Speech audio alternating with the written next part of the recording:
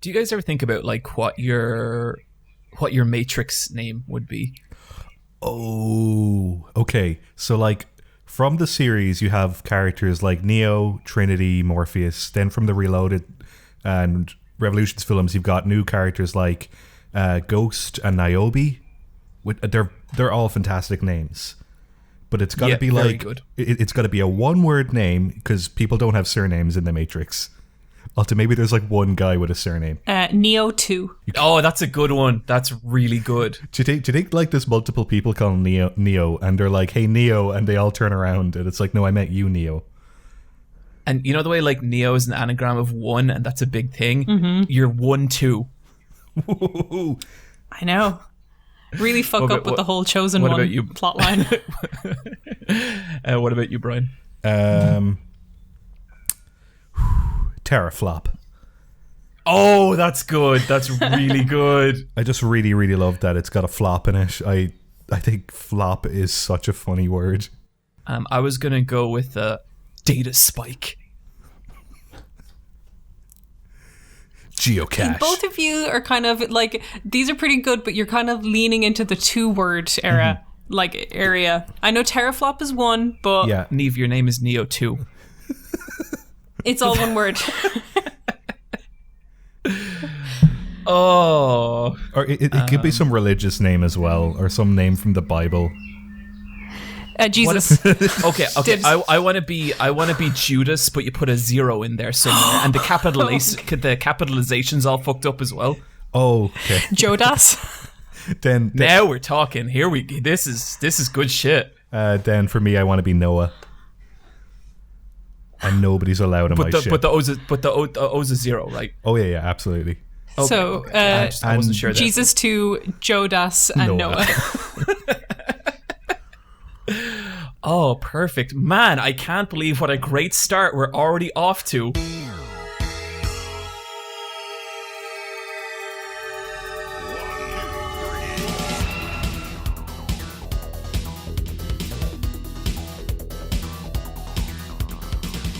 Welcome to the Let's Fight a Boss video game podcast, the world's strongest video game podcast. I am sitting here with two of the best damn agents in the entire Matrix.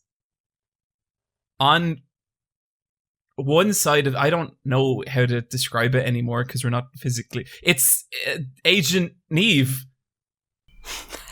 Hi. Niamh, if I could get you to do your best agent impression, just say something really kind of creative and just kind of funny, but like something an agent would say. Go for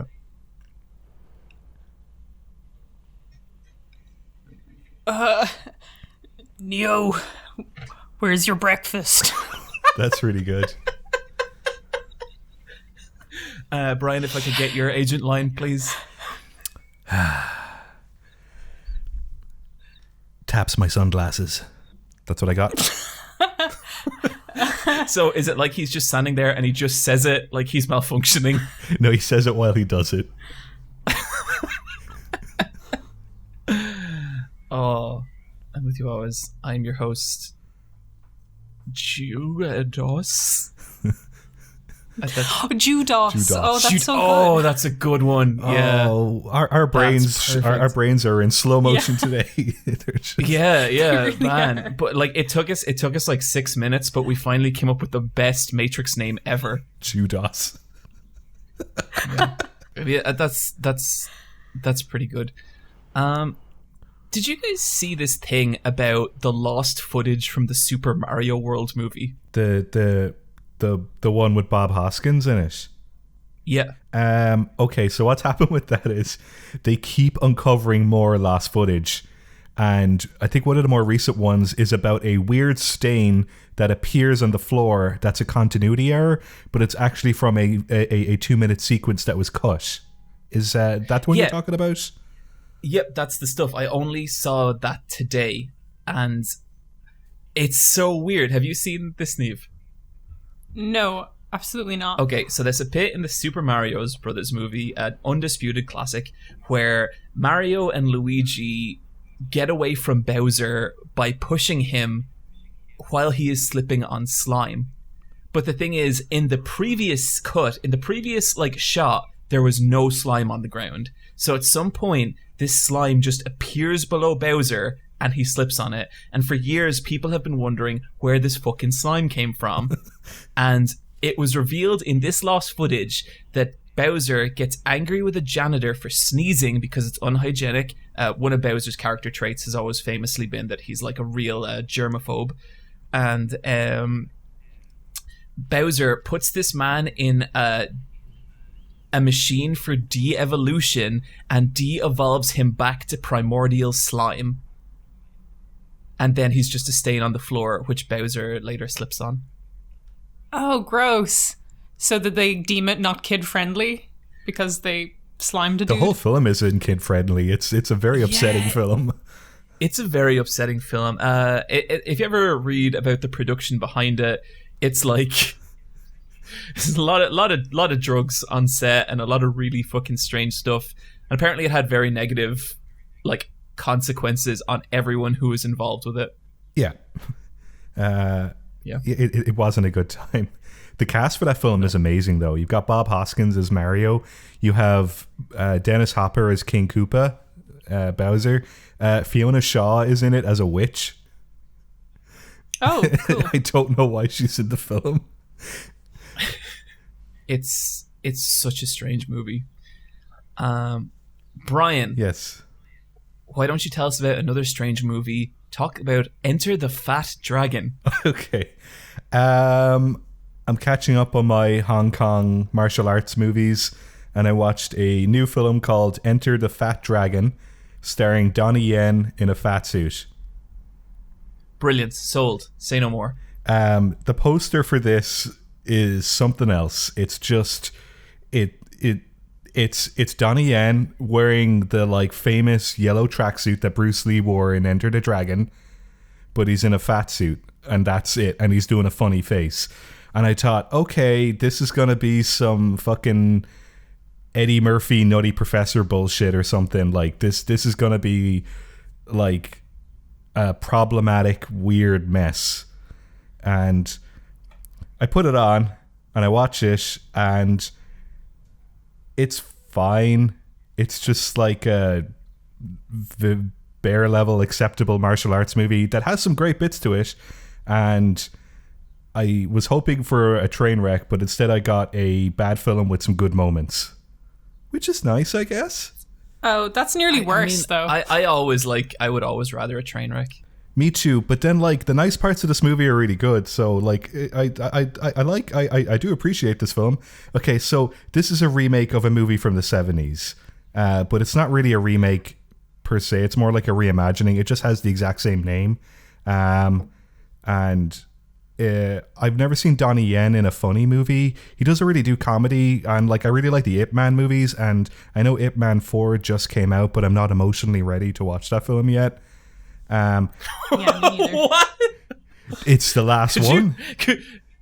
Okay. John, he's gonna die. I mean, he was a real person who did die. I know, but I don't want to see the fictional Ip Man die. Bryan, you should check out Invincible Armor. Yeah? It's on YouTube, like the whole thing, and it's one of the best kung fu movies I've never seen anyone talk about it. And it's just, the actors are like so charismatic and they have so much fun with it. And there's a really cool bit where these two guys are having a fight and they're both really evenly matched, but one of them's wearing a mask, but then he takes off his mask. It's a fucking girl. Whoa. Yeah, it's crazy. It's good.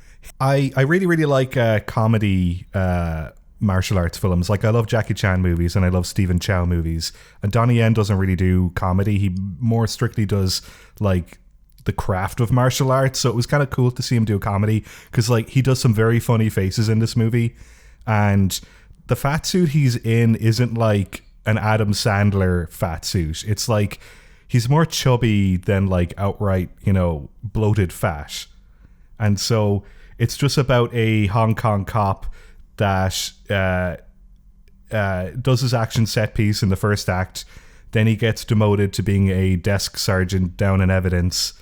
and his girlfriend breaks up with him, or sorry, his fiance breaks up with him, and it cuts to 6 months later, and he's severely depressed and overweight, and that's the film. And then he goes to Tokyo for some reason. The story doesn't make a lot of sense, but he goes to Tokyo to return a Japanese porn director to his house, and along the way the Yakuza come along and take the man, and then Niamh gets involved with the Yakuza, and also his ex-fiance is working with the Yakuza because the head of the Yakuza really likes her because she's an actress back in Hong Kong. And that's the story. It's really strange. Bryan, that sounds maybe a tad more complicated than a martial arts movie needs to be. Yeah. It kind of forgets the story sometimes. Like, I do think the martial arts set pieces are very good. And they definitely didn't film this in Tokyo. But they have their version of Kabukicho is the place where the actual Yakuza are supposed to be, just near Shinjuku. But they have an outdoor set of that built inside a warehouse, and that set is amazing. And they really use that set to its full effect. It's got this real like verticality to it, where like they keep going up and down like layers of the buildings, and they're fighting up on the roof, they're fighting down on the ground, but everything is so well lit and the action is so well choreographed. So that stuff is fantastic. And cool. I really thought it was going to be like, the gag was that it's an overweight guy doing martial arts, and like it is a bit, but that's not really like the butt of the joke with the film. I can't remember his name, but there was a guy in like 70s and 80s Hong Kong martial arts movies, and he was overweight. Well, not overweight. He was like just a fat dude. But he was like killer. Like he was a big star in a lot of these movies, and he was like one of the most like hard hitting martial arts guys, and his fight scenes are just crazy because like he's a big dude, but like he can move, and it's really, really good. I'll try and remember his name. Is his name Sammo Hung? Yes. Okay, so he's in the original Enter the Fat Dragon. Ah, okay. But I guess with this, they didn't want a heavy guy as the main character. They got Donnie Yen because there's supposed to be a before and after in this movie. But like the movie just sort of ends with like him and his fiance back together, and they kind of write it in the way that people don't recognize him anymore because he looks different, because he's overweight. And there's a bit where he gets shot by a bunch of bullets. Like he gets shot in the chest, but they don't hurt him because he's overweight, and his body fat stop the bullets. Because that's logic. And this does kind of sound like a bunch of fat jokes. Yeah, it kind of does. Yeah, it does. I don't know. But then like I really thought it was gonna be. But like if you watched it, it's not a good film, but it's kind of not as much of a train wreck as I thought it'd be. So I was kind of disappointed with that. But then like, kind of, Bryan, I feel I hear mild distress in your voice over this movie. Yeah. I don't know. I'm just a bit disappointed in Donnie Yen, and he also produced this movie, so it was very personal to him that this movie was made. It's a weird one for Donnie Yen. Maybe Donnie Yen just wanted to do some kind of comedy. Yeah, it's a really confusing comedy. It is a comedy, is it, Bryan? Yes, it's not funny though. Okay. But then, like sometimes it is because people do funny faces. The funny faces are good. There's a bit where they're like shouting in a Japanese police station, and all the Japanese police officers keep telling them to shush. That bit's funny.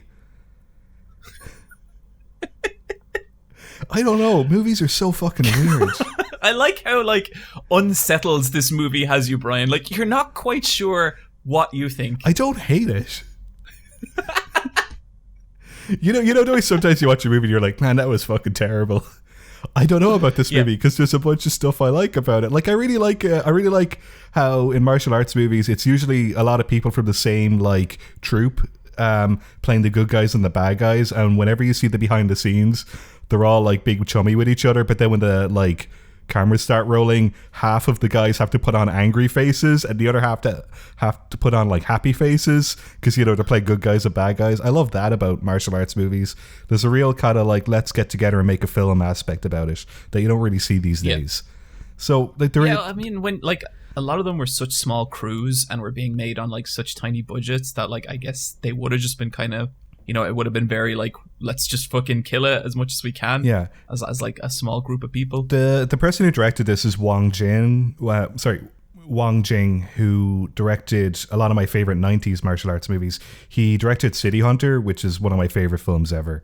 I love City Hunter. And it's definitely got the same energy as those kind of movies. It's just kind of like, I don't know what you do for a martial arts comedy these days, but this is sort of like, nah. I got nothing. No, Brian, that was very good. You did really well. I think I did better than the film did, at least. Well, like, I get it, because sometimes when I watch a film and like I generally don't enjoy it, but it has some good points about it, I get kind of frustrated nearly. Like, I'm like, oh, I want to have an opinion on this stupid movie with some good bits. Yeah. Why can't films just get be like Niamh? Are you just all light or all dark? No, I think we'll come up to it later on with a game I played, because I was just like, I don't know how to talk about this because I don't care about it that much, but I don't hate it either. Yeah. So yeah, I know that feeling. Guys, I watched The Last Ride, or at least the first episode of The Last Ride. And this is the Undertaker thing? Yeah. Whoa. And this is I think 5-part documentary series about the Undertaker. And I'd kind of heard a lot of good things about it going in because I was very excited. Because I love the Undertaker. I think he's like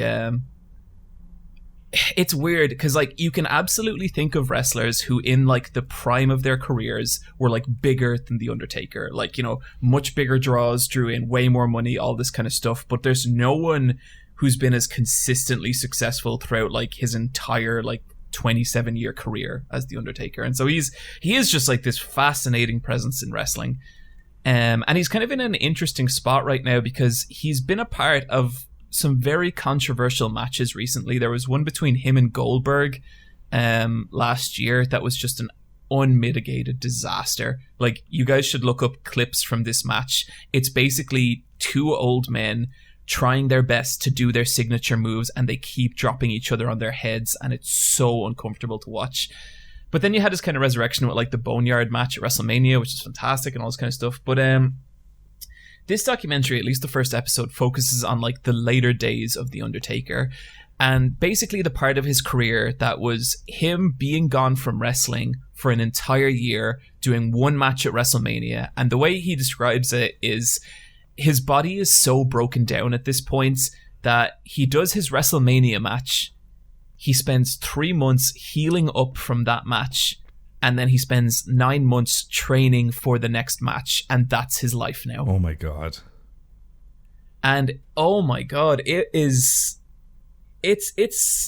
kind of hard to watch in places because like, and like, I hate saying this because like I have all the respect in the world to the Undertaker. He's one of my favorite, if not my favorite wrestler, but like I can't help feel like there is a level of delusion where he's kind of like, I just don't like. There's one line in it where he's like he's talking and he's like, I just keep imagining that if like some dad brought his son to a WWE show and like the dad was excited to see the Undertaker and they saw what I'm like now, that the dad would say to his son something like, oh, he really used to be good. That would kill me. And like this dude's like in his 50s and it's like he's done everything. He's done so much more than any other wrestler could possibly do, but it's still not enough for him. Do you know what I mean? And like what he's saying now is he wants that last match that's like suitable to the Undertaker, but I feel like he had it, and he's had it many times, and it's kind of concerning because you do always hear this stuff about wrestlers, about how like wrestling really fucks you up. be like emotionally for a lot of people, because like apparently when you're on top, like just the consistent like every week going out to like crowds that just love you and just want to like are giving you so much energy and so much attention, that coming down off that is really, really difficult for a lot of wrestlers. Steve Austin talks about it a lot in his podcast about how it took him like years to get right in the head once he stopped wrestling, because that stimulation just wasn't there for him anymore. And it's really kind of fucked up watching these very candid interviews with The Undertaker where obviously he's not able to give this up.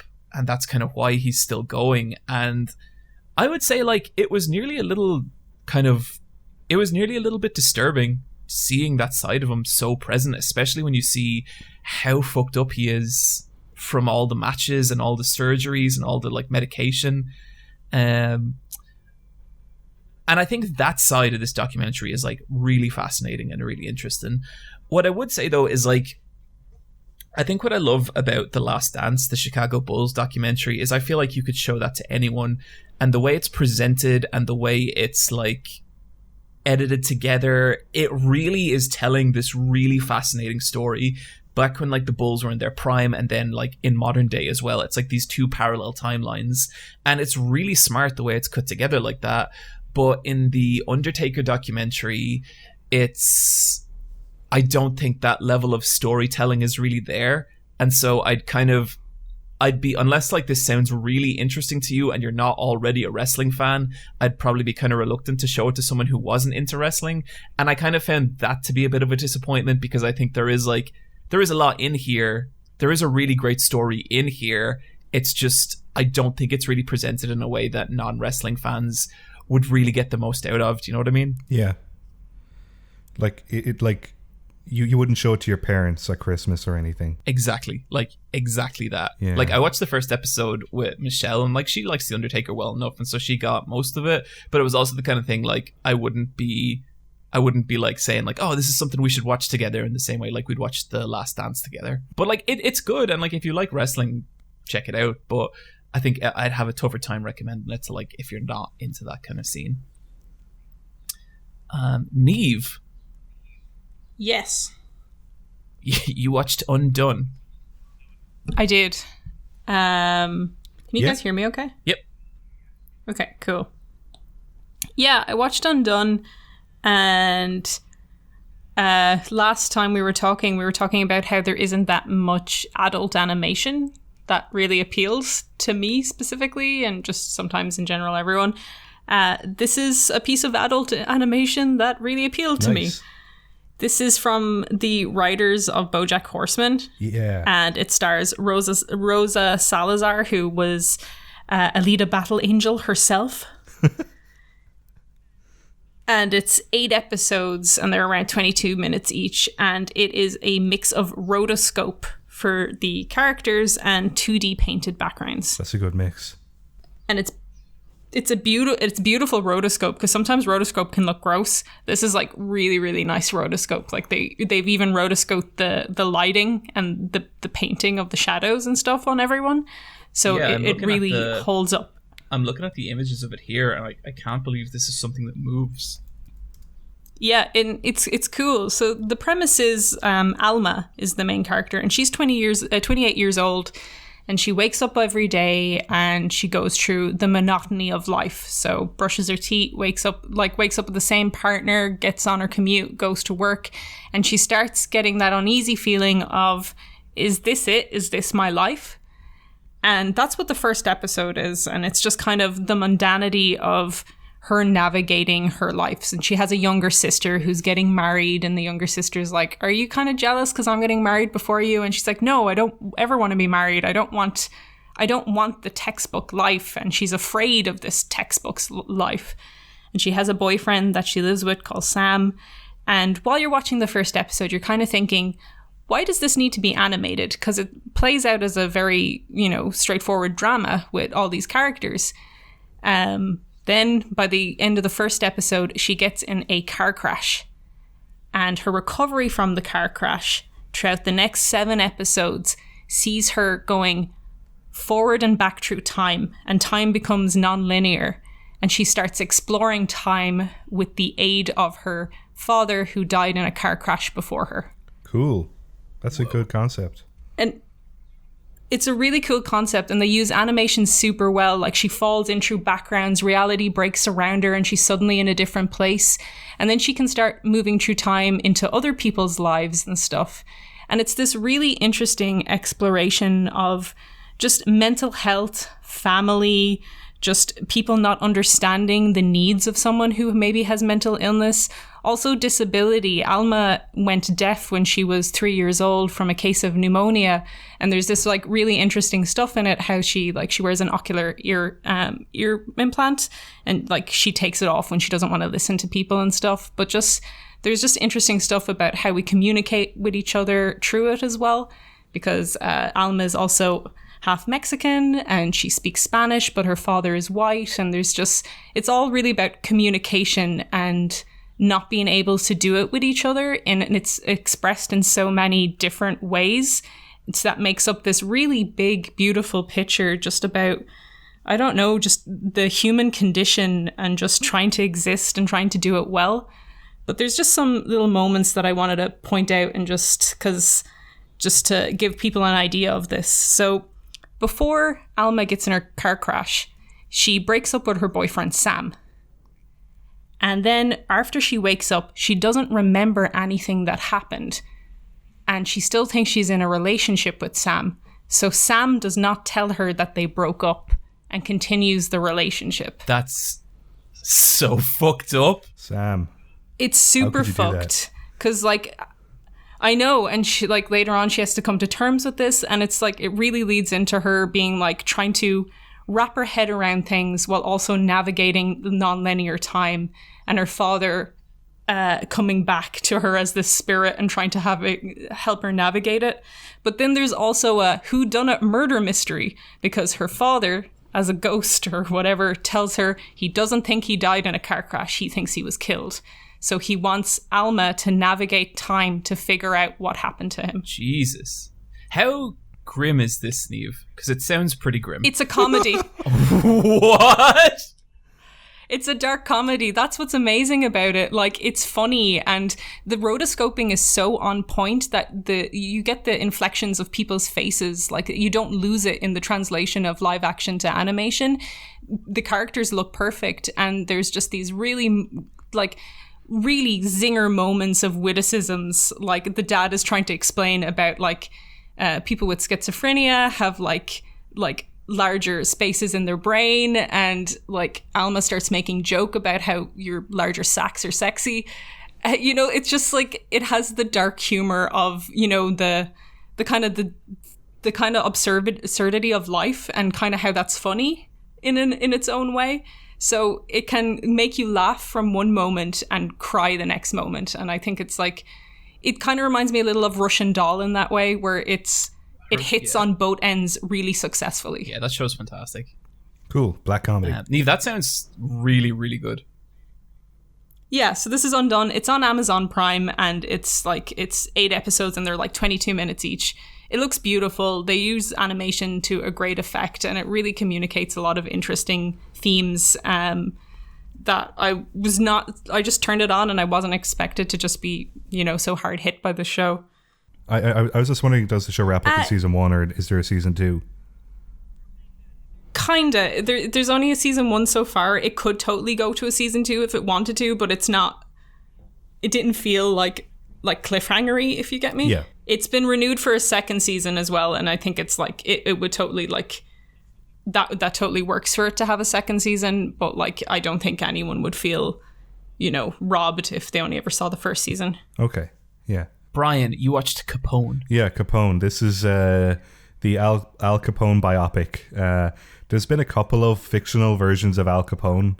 I know Robert De Niro played him once, and Stephen Graham played him in Boardwalk Empire.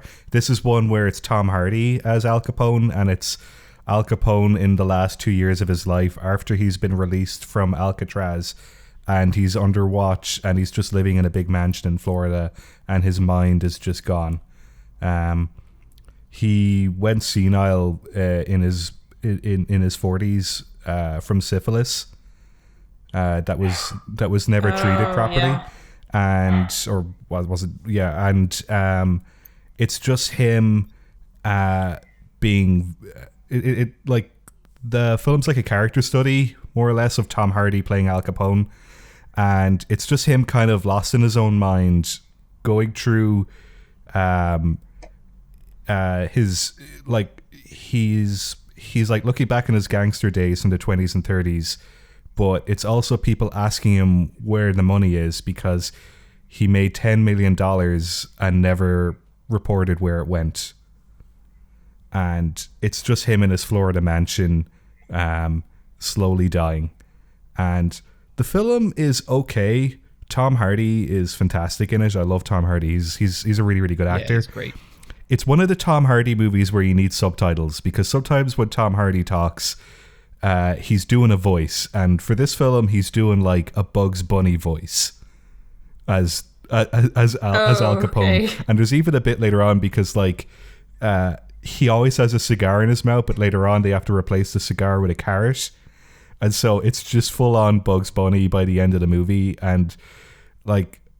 His voice is so gravelly and high pitched at the same time, and he kind of mutters a lot, and half the time he's speaking English, half the time he's speaking Italian, and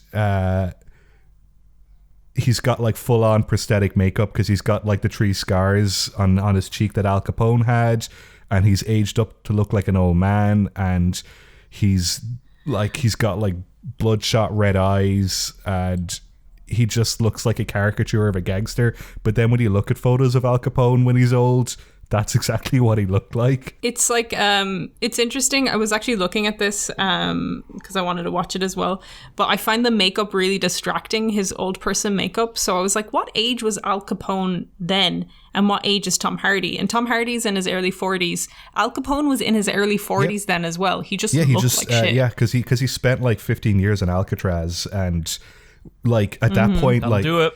yeah, and before he went to prison, he was like this untouchable, invincible gangster. But when he was in Alcatraz, he needed like his cellmates to protect him because he had nothing. He had no credibility in there, and he was attacked a few times, and his confidence as a gangster was completely stripped of him, and he just became this kind of doddery old man. And so it's kind of cool to see that, because you know the way he's like this notorious gangster symbol that kind of is looked upon as a sign of success, and it's that as a study of like really just his life as a failure. And this film does a great job of like people like throughout the film there's like FBI agents like surveilling him and just being like, well, like the guy's a monster, and he gets to like but like he's out of jail, but he's still locked up in his mind, I guess. The film is directed by Josh Trank, who made a very good film one time called Chronicle, then followed up with the Fantastic Four movie, which is an awful film. Yeah, like with this film, it's a well-made film. It's got some cool shots in it, actually. It's got some great bits where like he's in like the Florida marshlands and he's hallucinating, and there's this cool effect of like a tsunami happening in a swamp, which is like a really, really cool visual effect. And the rest of the cast are great too. But it's definitely like, you know, an actor movie where like one actor is dominating the entire film. Yeah. And I don't know if this is like an actor movie where an actor wants an Oscar, but they're definitely going for something. And like I know with Tom Hardy, he likes doing his biopics, and he's done like three criminal gangster biopics at this point. He did one on the Cray twin. Are you including Venom? Not Venom. Yes, including Venom. No. Steady character study of Eddie Brock, greatest villain who ever lived. No, he did one on Bronson, who was a prisoner who loved prison. That's such a strange movie. Yes. And he did one on the Cray twins, in which he played both of the twins, but one of the twins has like a slightly disfigured face. That film's great as well, actually. I really like when Tom Hardy plays gangsters. He's definitely one of those actors that can play a British gangster. So it was really cool to see him. He's fun to watch as an actor. Like he's cool. So it was cool to see him play an American gangster. But yeah, no, like I really like gangster films. So it was good from that aspect. And if you like What's Tom your Hardy favorite movies, gangster film, Brian? my favorite gangster film is I don't know. I like Boardwalk Empire, the TV series, the most out of all of the gangster I things. said fucking film! I don't know. Probably one of the Looney Tunes shorts with a gangster in it. Perfect. Okay, great. Guys, I read Blame. You mean Blam? I thought it was Blam. Blam. Blam. Exclamation Yeah, Blam. points. Yeah, Blame. Have you guys ever touched this? I think I watched it on Netflix once. Yes. This is like a far future science fiction story that basically it looks like it takes place in the like exterior of a giant never-ending block of like flats and factories and stuff like that, and you can't see the sky and you can't see like what's below the buildings. There's just a massive gaping chasm where the bottoms of the buildings cut off and space just goes on forever. And it's like, it is like a weird intersection of like a science fiction action, but also kind of vaguely horrifying because there's so many like weird alien cyborg creatures in this world. Niamh, you've read this. Yeah. Didn't I get you the manga of this, or was that me thinking something wrong? It's like, you? You did buy it from me. Okay. But and I'm grateful you did because I really, really enjoyed this. It's not unusual for there to be maybe like 4 or 5 speech bubbles a chapter. So much of this is just a character going from location to location and just like experiencing whatever like fucked up cyber monster is there. And it's cool because like I think right now I've encountered like 5 different types of like weird cyber demon creatures, but they all look totally different and act totally different. And some of them can speak, and some of them are just like, some of them are like really fucked up versions of like iRobot, except they're really tall and elongated and they just look weird and uncanny. Hell yeah. And it's cool. Like it's got this vibe that's like really distinctive to like kind of anything else, and it's really not trying to be anything other than like quite a simple story in a very complicated world, but it's like a world you're not meant to understand. Like it's a world that like you just like get all these like little snippets of, but you're never going to see the full picture. Does that make sense? Yeah. Yeah, in a way it kind of it reminds me a little of Control, how it's just this kind of walk through this weird place. Yeah, I could see that. All right. And the place just exists like, without you. And like you're not going to get like a whole lot of character stuff or anything, but like it's really not trying to be that kind of story at all. And like the drawings in it, like they're like every panel has like the background in like full detail, and it does create this really cool claustrophobic feel. And like some of the designs are nearly like kind of sort of like Hellraiser xenomorphy, like some a cross between those two. And it's fucking cool. Like I'm having a really, really fun time with it.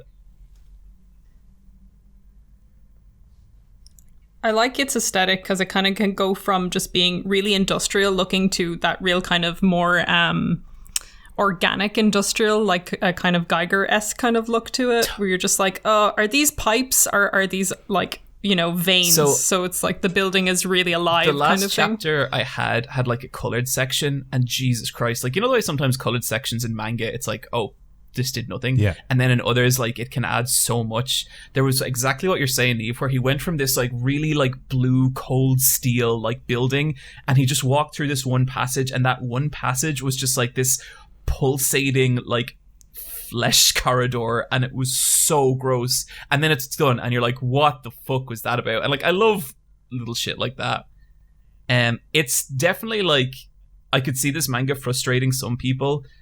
Some of the action in it I feel like isn't as clear as it could be. Like it's the kind of manga where you're gonna have to like, there's some double page spreads where you're gonna spend like a minute being like, okay, then he's here and this happens, and like, so it wouldn't have the flow of something like maybe in Akira. But like it's also kind of satisfying when you do figure out what's happening. you're like studying the anatomy of a panel layout. Yeah, you're trying to like map the like layout of this area and to see who's moving where. And then a lot of times when you get it, it's like, oh, that's really cool, or that's really clever what happened here. And it's really fun like that. But like there is so little dialogue in this thing. Like dialogue happens, you know, very rarely when he encounters other like either humans or just creatures that can speak English. And it's totally its own thing, and it's really, really cool. I'd highly recommend it. So it's like an adventure with checkpoints. There is like, it doesn't feel like a video game, but the structure of it is like a Dark Souls. Yeah, I know what you mean. But yeah, I'm really enjoying Blame, Niamh. Thank you for that. I'm sorry I'm only getting to read it now. Oh, no problem. It was one of these things that I thought you'd like just from the aesthetic of it. There's something that kind of lonely walk. Yeah, there's something a little like Berserky about it, but like it's like the middle section of Berserk after all the shit's gone down. Yeah, it's nearly like the quiet moment of something without ever having the loud moment. But there's something like really nice about that, I think. You know what I mean? Yeah, it's kind of horrifying, but actually kind of nice as well. I don't know. It's such a weird one. And like, as I was saying, it really gives me Control vibes. If you check out Jesse's gun in Control, it's the exact same gun from Blame. That's so cool. That's deadly. Yeah, but it's really, really fun. And mildly horrifying at times. Just like our strategy talk.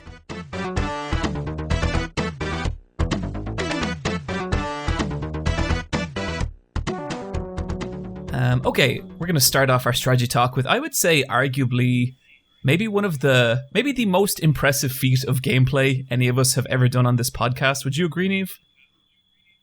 Definitely, for sure. Yep. Thank you. I beat Genocide in Undertale. What? Get a load of this guy. Bryan, you platinumed Bloodborne. I did, yeah. Yeah, so like what was it, like 2 or 3 episodes ago I was talking about replaying Bloodborne. I'd beaten the game and I was like, well, what's there left to do besides, you know, waiting a couple years until, you know, some of it's left my head and then I play it again and it, you know, returns to me. Wait for that remaster. Yeah, that remaster, that PS5 port at 60 frames per second. Who knows? I decided, well, you know, in our current situation, why not try and platinum Bloodborne? And I had a look at all the trophies, and I only had 4 of them left to tick off.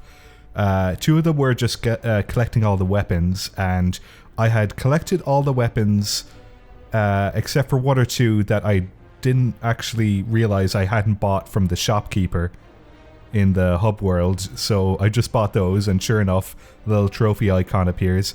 And it's real funny to look at the trophy icons because some of them are dated from 2015 and then the new ones are dated from 2020. It's real, it's like it's a real like list of a crazy person.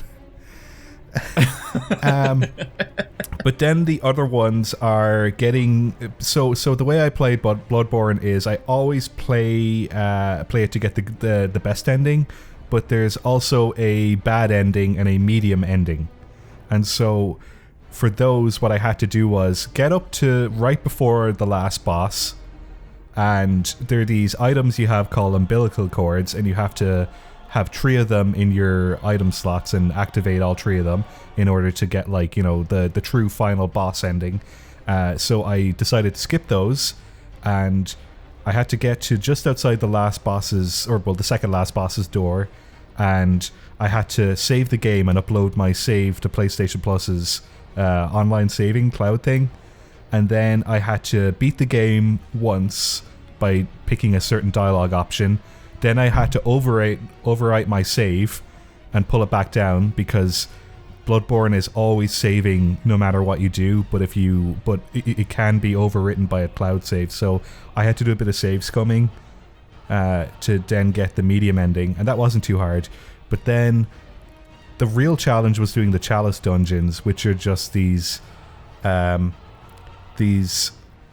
like hallways of just dirt, sewers, and like not much else for the most part. If Bloodborne had like a level creator, these would be the levels people would make. Yeah, and so it's kind of like Binding of Isaac a bit, but like and so some of them are randomly generated, and then other ones are like actually like scripted and laid out. And like in the latter half, some of the Chalice dungeons do have like layers to them, where like you'll go into a big giant hallway and it's tiered with like stairways up to one part and then loop arounds, but you will notice a lot of like tiles and background reuses in these sections. But you have to do the Chalice dungeons. It takes about 12 hours. And when you do that, you get down to the last floor and you fight the Queen of Yharnam, Yharnam, Queen of the Pithnumerans. I don't know how to pronounce that. Numerans? But this is a character that you see in the main game, and that's the White Queen with the bloody like rip in her, like I guess where her womb is, because her child Murgo was taken away from her. She's so frightening looking. She's horrifying. She's a pretty fun boss battle. It wasn't too hard because I'm crazy level high, but definitely the slog of doing the Chalice dungeons was the hardest part. But yeah, it's all done. I've platinumed the game, and you get your special little trophy. I've never platinumed a video game. I don't know if I'd do it again. I don't know, maybe I would, who knows. Have you guys ever platinumed a game or gotten all your achievements in an Xbox game?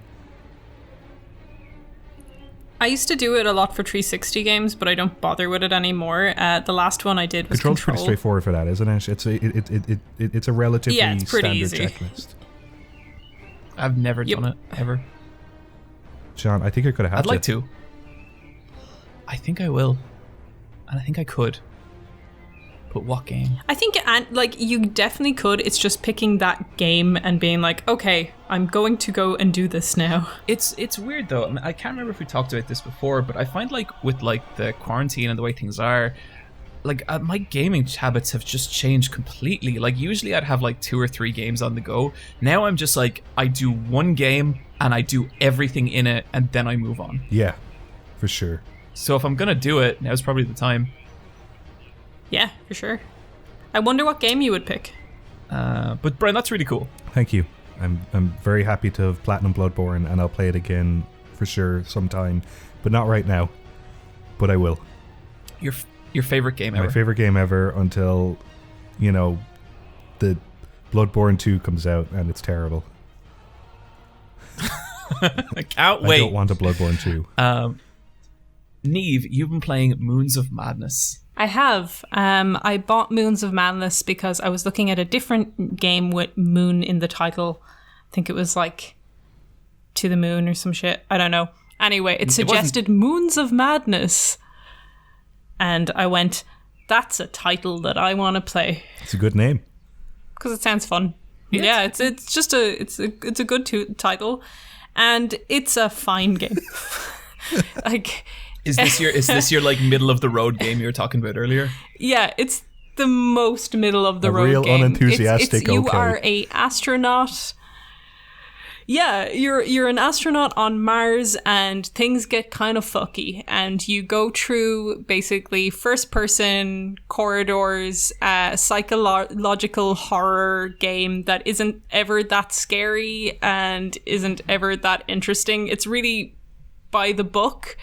But it's kind of fun. Like you're on Mars, things start getting you're a maintenance man, and things start getting a little fucky. You see little drawings of a witch everywhere, and one of your friends who you only ever hear through over your communicator is just like, oh yeah, keep dreaming of the witch, and you're like, oh, I bet the witch is gonna show up. She does.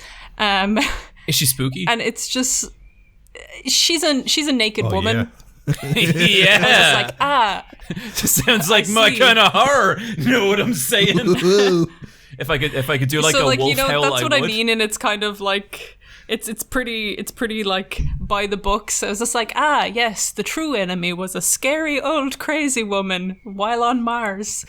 But But you start like kind of exploring the area. The best thing about it is there's a lot of fun environmental puzzles. Like, you know, if you like the kind of stuff where you see a code written on a wall and it's kind of hastily rubbed out and you go, gonna need that code for later, you definitely will need that code for later. Yeah. So it's stuff like that, kind of going into different rooms, remembering codes and stuff. Every time that happens to me in a video game, I'm like, I don't want to like write this down. I always take a photo. Take out my phone.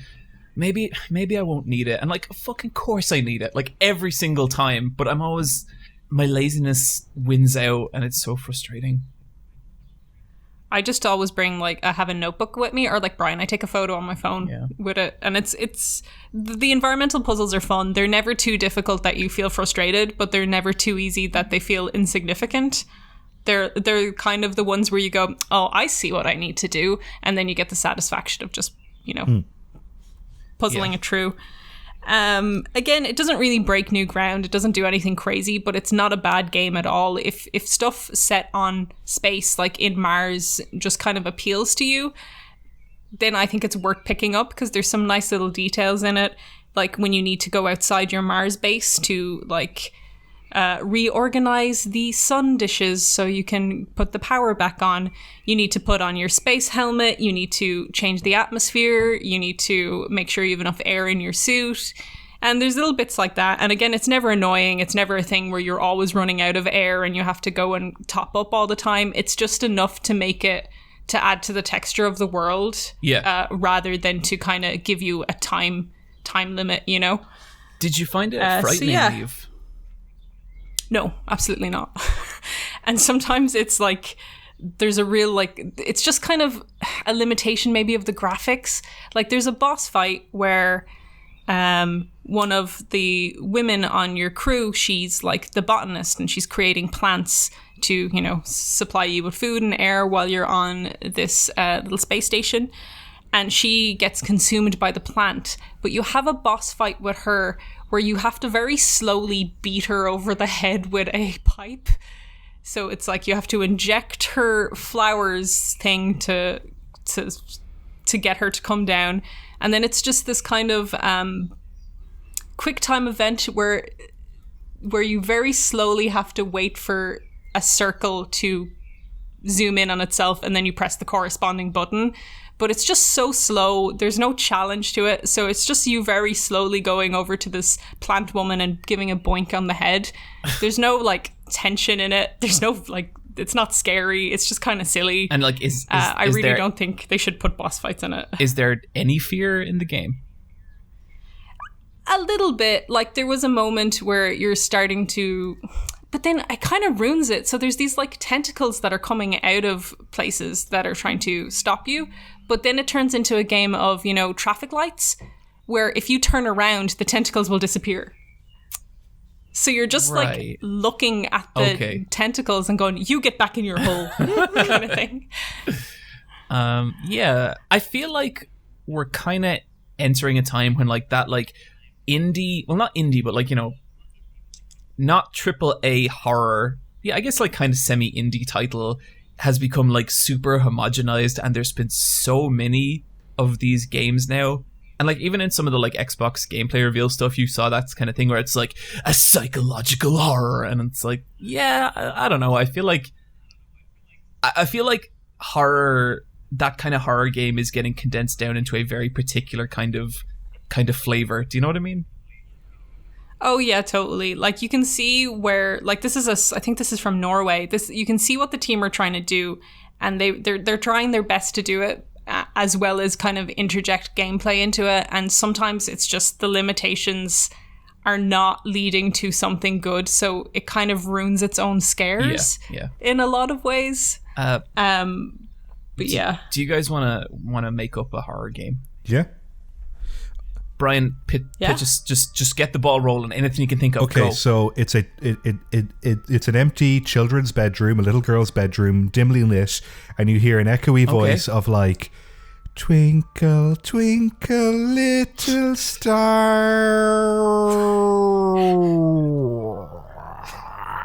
and you turn around and Grandma's there, and she's like, "Come to bed."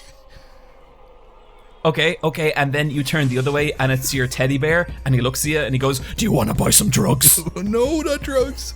Oh, okay. Well, obviously, after your drug teddy bear asks you if you want to do a bump of cocaine with him, you look out the window and you realize you are on the moon. That's so good. There, this is fucking great. You thought it was the 70s? See, that's And all you it look takes. down on your hands and you're an adult man or woman, because it's video games, probably a guy, but women because it's sci-fi.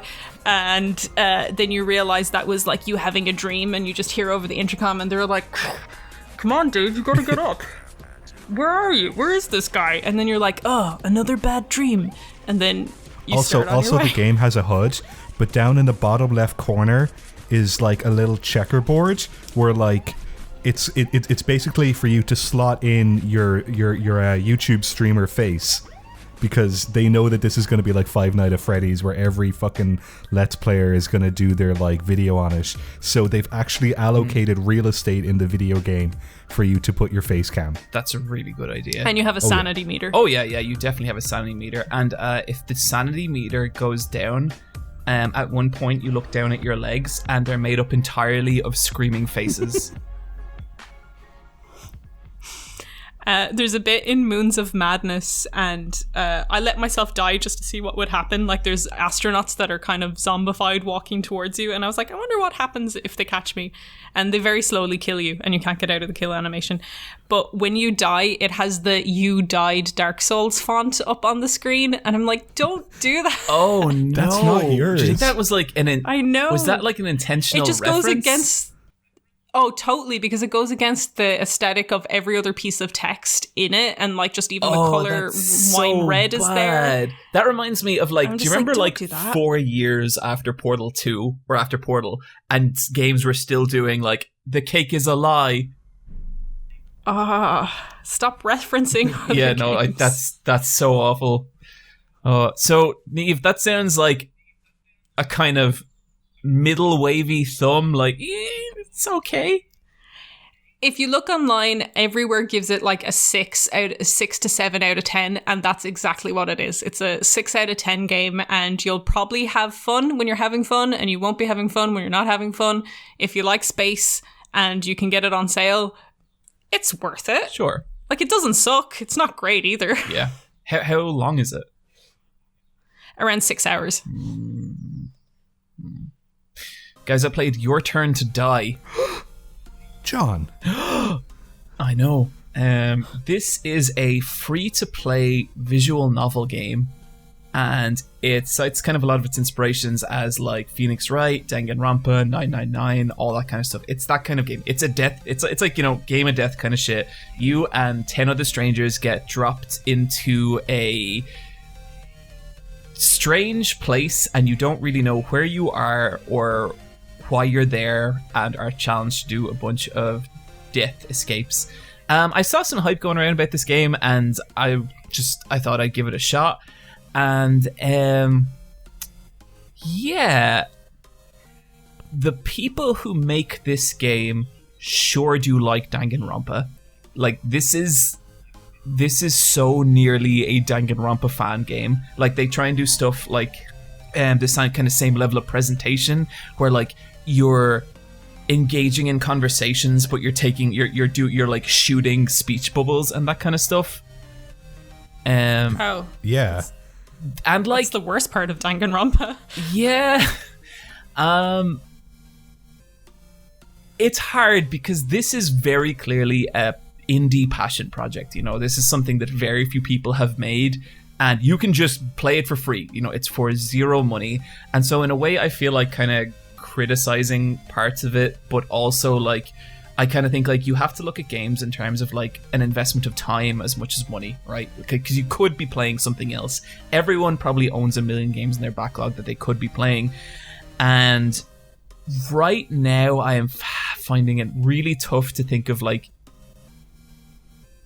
any real reason to recommend this game aside from, hey, you really like this kind of game, you've played all the Danganronpa games, you've played all the 999 games, you played all the Phoenix Wright games, and you just want something to kind of chew on for a little bit. And like, it kind of falls down in a couple of places. One of the main one is just the art style is just terrible. Like you guys should look up Your Turn to Die characters. Okay.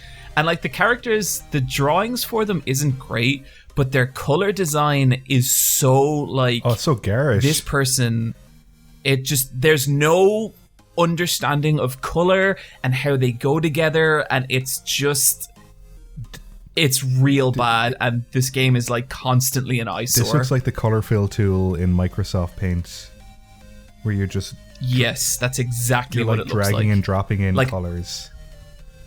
All the characters' skin is just pure white, and then like the colors, and it's just, there's no thought. And like I think you could literally go monotone, and it would look so much better than what they've done here. And like that's not a critic. They've done the thing as well with the grainy paper texture on the colors as well. Yeah, and like I don't like that either, because all you're really doing is like just darkening the base color without any consideration for like warmth or coolness or anything. Yeah. And like that's the kind of thing where this isn't a resource problem. Like this was a decision. Like it could have just as easily, you could, in the time it takes to do this, you could have done something more interesting with the colors. Like it's not resources, except for the fact that like, you know, I think maybe only one person made this, and maybe this is their experience, and just. But I think in that case, like even just get someone else to take a look at it, or like try and just get someone to color these or something. But and that's a real difficult one for me to get past. And then like it's kind of the same thing with the writing. The writing isn't great in a lot of places. And like what I mean by that is like even just the way sentences are kind of written, there's a lot of kind of lazy writing. So like for example, something like they'll say like she picked up the bucket fearfully, and Not a bucket. that's like what does that mean? You know, like you could say something like her hands trembled as she picked up the bucket, and it would be a much more like evocative sentence of like her emotional state, and something that the like, you know, people could actually read into. But there's a lot of just that very he turned around suspiciously, and it's just it's not great. I think at that stage it would be better even if you had like a emotion suspicious and then the text. Yeah. Like it actually would be better. And it's a shame because you can tell the person who made this really does give a shit about this kind of game. And like there were some puzzles in it that I thought were like really fun, and like it does have like a bit of an atmosphere, and like some of the music's okay. And yeah, I'm disappointed because like I hate shitting on smaller games because I want to give them like a, you know, I like when we get the chance to push smaller games, but it's really hard for me to give an honest opinion on this and be like, yeah, this is great. I'm gonna keep going with it because I am just a little curious, but I'm probably not gonna stick with it too much longer unless it pulls some real fucking just wild shit. You know what I mean? Because at the moment it just feels like that visual novel game you play, like the game of death kind of stuff. Yeah. I would probably really only recommend it if you are like thirsty for more Danganronpa. But even then, I think is some like pretty... Isn't there some pretty elaborate Danganronpa fan game in development? I think so, yeah. Yeah, there's something. But anyway, it's a shame. But like, you know, I'd love to come back next episode and be like, oh, I was wrong. This thing actually fucking rules. But I just can't see that happening right now. Bryan, yes. You've been playing Eco or Ico? Eco. I checked online and it's pronounced Eco. This is the first of 3 games made by Fumito Ueda. And this is my favorite game on the PlayStation 2. And I haven't played this game. What? It's great! Do you guys not have your favorite game on the play? Your favorite PlayStation 2 game? It's my favorite PlayStation 2 game. Oh. Okay. Niamh, let's what's the fucking problem here, Niamh? I nothing. I'm just like, there's so many good PlayStation 2 games that I just thought it was like, oh, what's a better one, Niamh? I know, Resident Evil 4. That's my favorite GameCube game. No, wait, it's my favorite Wii game. It's a GameCube game, Niamh. My top 5 PlayStation 2 games. Okay, I've got Eco, then I have Metal Gear Solid 2, then I have Shadow of the Colossus, then I have Metal Gear Solid 3, and then either Guitar Man or Dark Cloud. I didn't know you were that into Dark Cloud, Brian. How have we never talked about Private. that? Okay. I don't know. Niamh, what? I'm curious. Off the top of your head, what would you like top 5 PS2 games to be? Brian, we will get back to you. Oh yeah, no. Tekken Tag Tournament, Resident Evil 4, Final Fantasy X, maybe Resident Evil Code Veronica, Silent Hill 3. Was Silent Hill 3 PlayStation 2? Yes, it was. It's ridiculously good looking for a PlayStation 2 game. And yeah, oh god, Shadow Hearts. Like, I don't know. There's a lot. Yeah, there is. Can I do mine? Yeah, go for it, John. Virtua Fighter 4 Evolution, Capcom vs SNK 2, Silent Hill 2, Gitaru Man, and Metal Gear Solid 2. Metal Gear Solid 2 is so good. It's the best Metal Gear Solid. I'd throw Shadow of the Colossus in there as well. I think that's a much better game than I think Ico's better. I love Ico. Niamh, you don't like Ico because you don't like girls. You wouldn't understand. I do like horses. I think Shadow of the Colossus is one of the best Zelda games ever made. It's better than most of the Zelda games. Shut up, Brian. That doesn't make sense. Like, I agree with you, but it's shut up. such an improvement over the Zelda series in so many ways. It's fantastic. No, I really like Ico. I just love the atmosphere of that game. I was playing it on the PS Now streaming system, so I'm playing the HD version, which I think is the PS3 version of this game. So it's presented in widescreen, and it's got slightly better graphics, but it's still very blurry and muddy. And it was a great one. Is there a PS4 version of Ico? No, just of Shadow of the Colossus and The Last Guardian, which is... I'm shocked they haven't done that. And like, I really, really love... I love 2 out of 3 of this guy's games. I'm not a fan of Last Guardian, but that's a different conversation. But I was so happy to replay this game. I think the last time I played this game was like 13, 14 years ago, and I wasn't sure what I was going to expect. And like, the game is very clunky in that aspect, but streaming it on PS Now, it was very ideal because it doesn't need one-to-one responses most of the time. It's kind of like like an old school Prince of Persia game where you're kind of navigating a character, but you're kind of like doing it in like step-by-step navigation. And you control a little boy with horns called Ico, and you and a ghost girl called Yorda. I think that's her name, Yorda. You walk through a giant castle holding hands, and you try to escape the giant castle, and that's the game. And there's no on-screen HUD or anything like that, and there's minimal dialogue, and I love both those things about video games because I really don't like a game with too many toppings. I really like simplified games, because usually when games have too much going on, that's when the problems start showing with the story or with characters and stuff like that. I really like that a lot of this is a blank canvas for you to kind of project your own narrative onto. It's a very simple story, but it could probably be way more complicated if you want it to be. And I love 3D platforming puzzle solving games where you're in an environment and you got to get from A to B, but how are you going to do it? And some of the puzzles are very, very good. Some of them are not so good. There's one where you need to like start up a set of gears that is like a valve pump, and then you have to stand on top of a wooden peg, and you have to time your jump so that Ico does like this 80-foot jump into the air to grab onto a ledge that you cannot see at all. So you're just taking this weird giant leap of faith, and like, you wouldn't know to do this unless, you know, you had hundreds of hours as a kid, or you just watched a YouTube tutorial on how to do it. So some of the puzzles don't really work anymore. They're quite frustrating. And there's bits as well where enemies show up. I love the enemies in this game, that they're just these kind of like jaggedy shadow silhouettes of kind of like human crows, and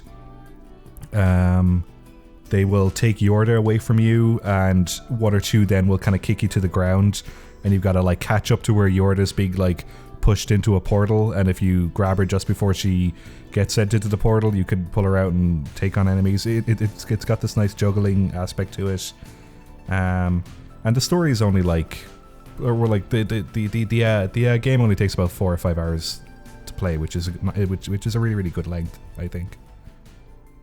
But yeah, I had a lot of fun replaying Eco. One of the worst games on PlayStation 2, according to Niamh. I think it's maybe like in the top 20 best games, but I mean, if it's below top 10, like we're already talking like fucking garbage. The game's aged real well, and it's inspired a lot of games after it. I think it's a really important game. Yeah, I'm not saying it's not important. I'm just saying it's not great. Niamh, I think you've done enough damage here to the reputation of that flawless game. Niamh, you've broken my heart again. I've actually never played Eco.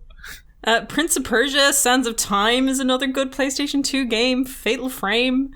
Yeah, there's just so many more. A game about a little boy with horns. How many of these games can you hold hands with a girl with, Niamh? Fatal Frame. There's always 2 girls in Fatal Frame. But it's your sister. I believe that's Fatal Frame 2, Niamh. Which was PlayStation 2. Okay, yeah. Every time we talk about Eco in this podcast, I'm like, yeah, I should play that.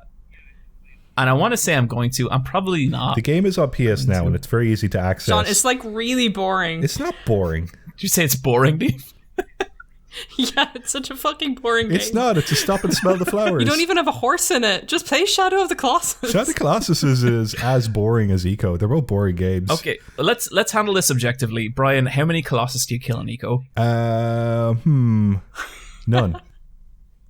Okay, well, she's got you there, Brian. I really wish you could kill that fucking stupid griffin in The Last Guardian. I fucking hate that thing. That thing fucking sucks. Oh. What's the guy who made these games? Fumeto Ueda. I'm sure this conversation will make him really sad. I don't think he'd give a shit. I think maybe he could make a game about it. He's probably making another game, and it'll be out in 10 years, and it'll just be like a giant man, but he's got a small man in his pocket, and you're walking around the world. And the world is huge, but then you could take out the tiny man and it's even bigger, and that's the game. Do you think at some point he just has like a giganticism fetish, and like this is what he's slowly been building towards? Because in the first one it's like a normal sized person, then in like the next game, Shadow of the Colossus, it's like you're fighting big people, and then the next game is that the big creature is your friend, and the next thing is you're just going to be in a loving relationship with it. He's really into AI companion games where like the AI is either like real fucking stupid or like practical, and yeah, like scaling a big object scaling a big character. But I really want a game called Me and My Giant Man by Fumeto Ueda. I think he should incorporate kangaroos in his next game, because that has everything he likes. If you're a little man in the pouch of a kangaroo, it could be a big animal that you have to scale up out of the pouch. I do think it could just be called like Kangaroo Person, and the cover is just a shitty drawing of a human trapped in a kangaroo's pouch. It starts off and you're like that weird fetus kangaroo because they just stayed outside the womb, and you're just this weird little red blob, and then you like grow and evolve. Kangaroos are so weird. Australia has some weird animals. Like that's just some weird choices that evolution made with that one. I don't know if I could agree with them. Yeah, I don't understand the mammals in Australia. I don't know what decisions they made, because they're not. Kangaroos are also hyper dangerous. They'll beat the shit out of you. Like they'll beat the shit out of you. Yeah, did you ever see the video of the man punching one in the face because the kangaroo has grabbed his dog? And it's like trying to like slit his dog with its talons. Yeah, it has the dog in a headlock, and then this guy's just like squaring up like and punches the kangaroo in the face. And the kangaroo like the kangaroo squares up to him as well, like, and it's got like it's not like a fun little cartoon kangaroo. It has like a chest and shoulders and like biceps. There's one of a guy parachuting in the bushlands, and he lands in the ground. That's at some kangaroo. One of my favorite videos on the internet. And the kangaroo just shows up out of nowhere and starts fighting him. Yeah, it's like you see like from way off in the distance these like kangaroos just like barreling towards him, and he just goes, "Oh, all right, Skip." and then like they come up and start trying to punch him, and he's like, ah! And then they run away, and he's like, fucking kangaroos. It's such a good video. What's their fucking problem? They're just assholes, I think. Like, they're not nice. I don't think they have any natural predators maybe in the wild, and so they're just like, let's just go fight a human for fun. Oh, I don't approve. Niamh, do you approve of Vampire the Masquerade Coteries? What's this? Coteries, yes.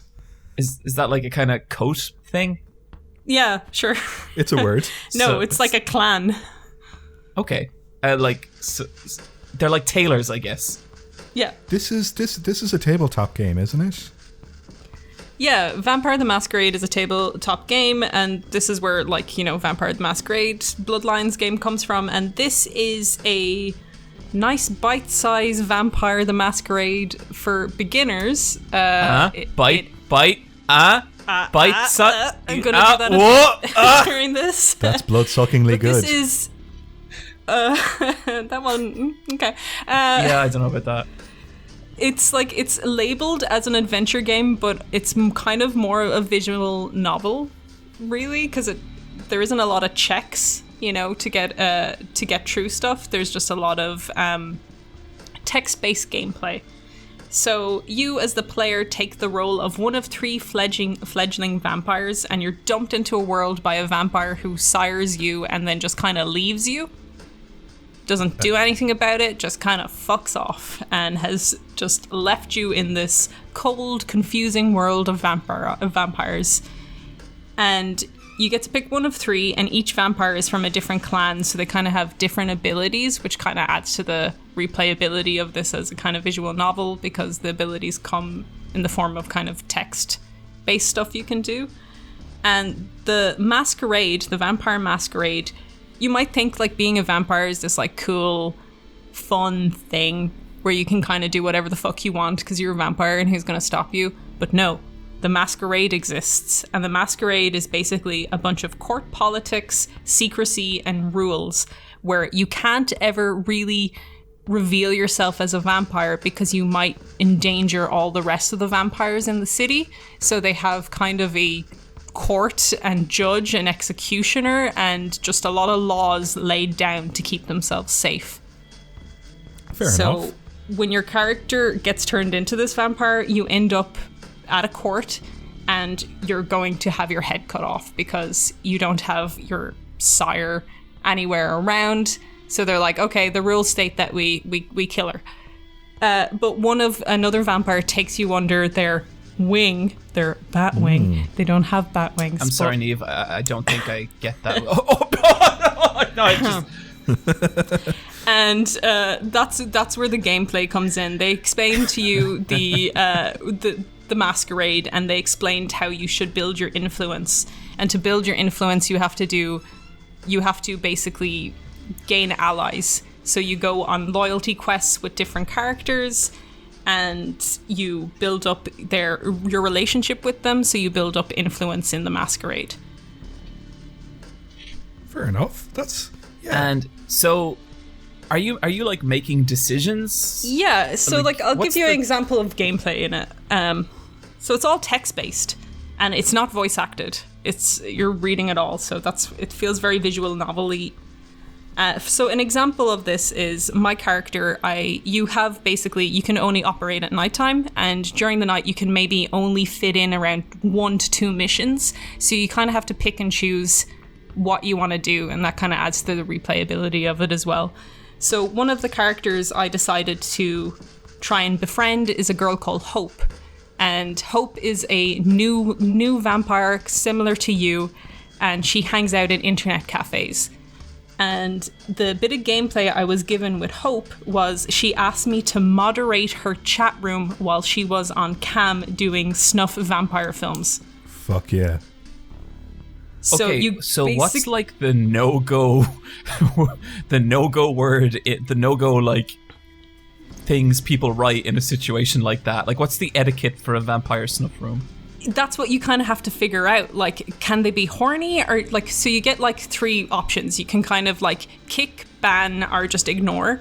So you kind of have to let a few people get a by with their little horny comments, because you don't want to ban her most popular commenters. Like, it's literally moderating a Twitch chat as a mission.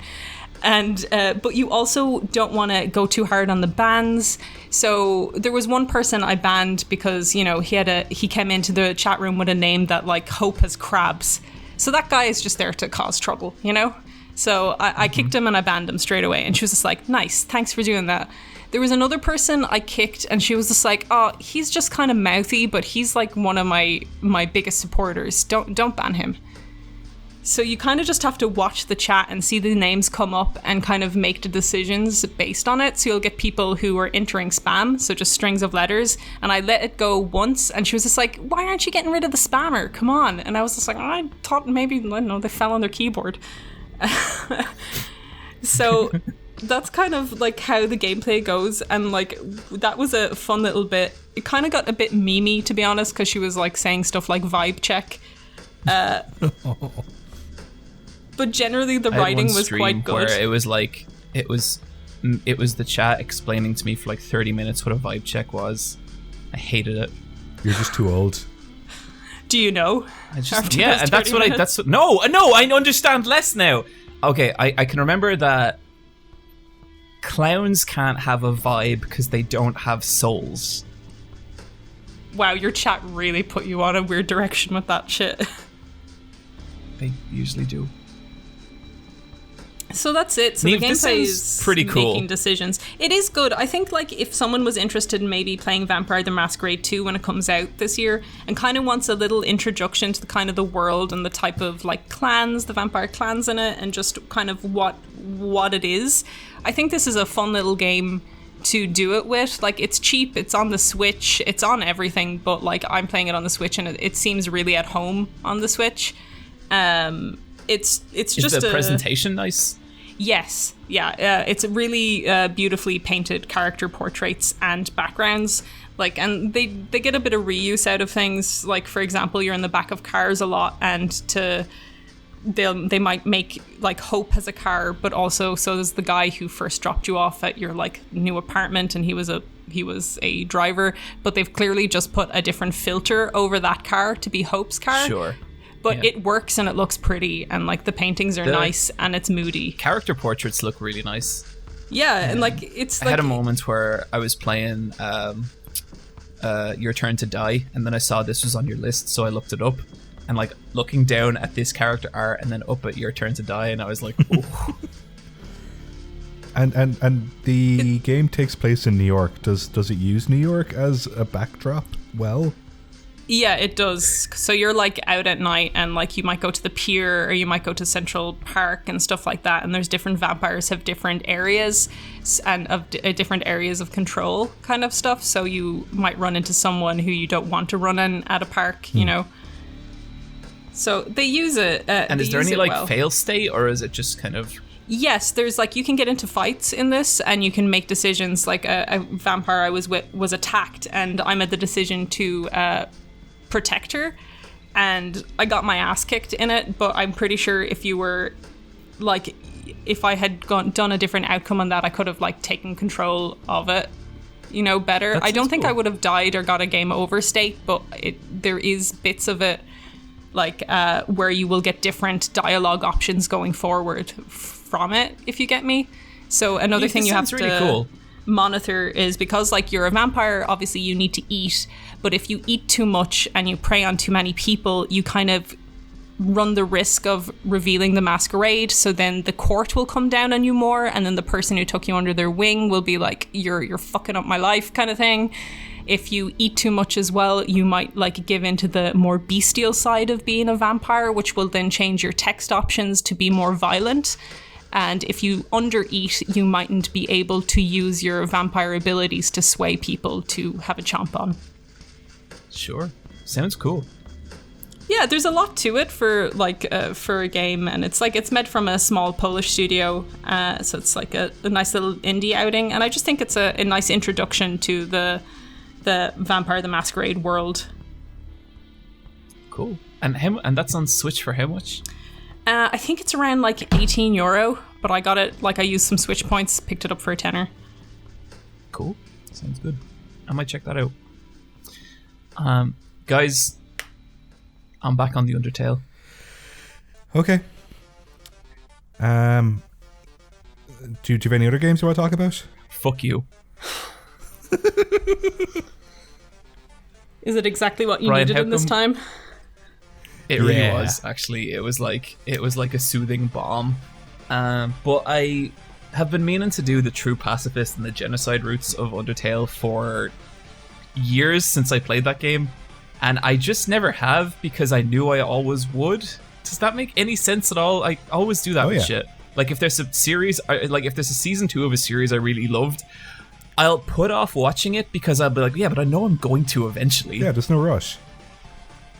Yeah, exactly. But I finally got around to doing it, and honestly, when I got back to it for the first time, I really wasn't feeling it straight away. I was kind of like, I think the first like 2 hours of that game are the weakest by far, and there's a lot of just design shit that's just kind of a pain to slog your way through. A lot of puzzles that are just trial and error and not really like fun or anything.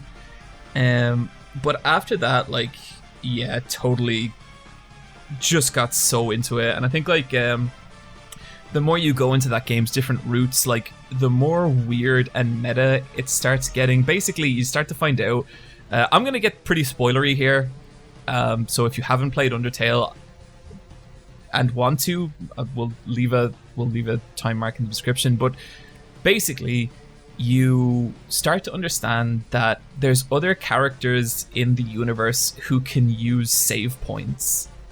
And so basically there's characters who can also like reset the timeline back in certain ways. And I think the way it works is like it's the person with the most determination who decides what save states you go back to. So some of the later boss fights, it's like you'll avoid an attack and then the boss will load the previous state, so you have to avoid it again. So like shit's jumping all over the place, but then it also like ties into the narrative in really, really interesting ways. And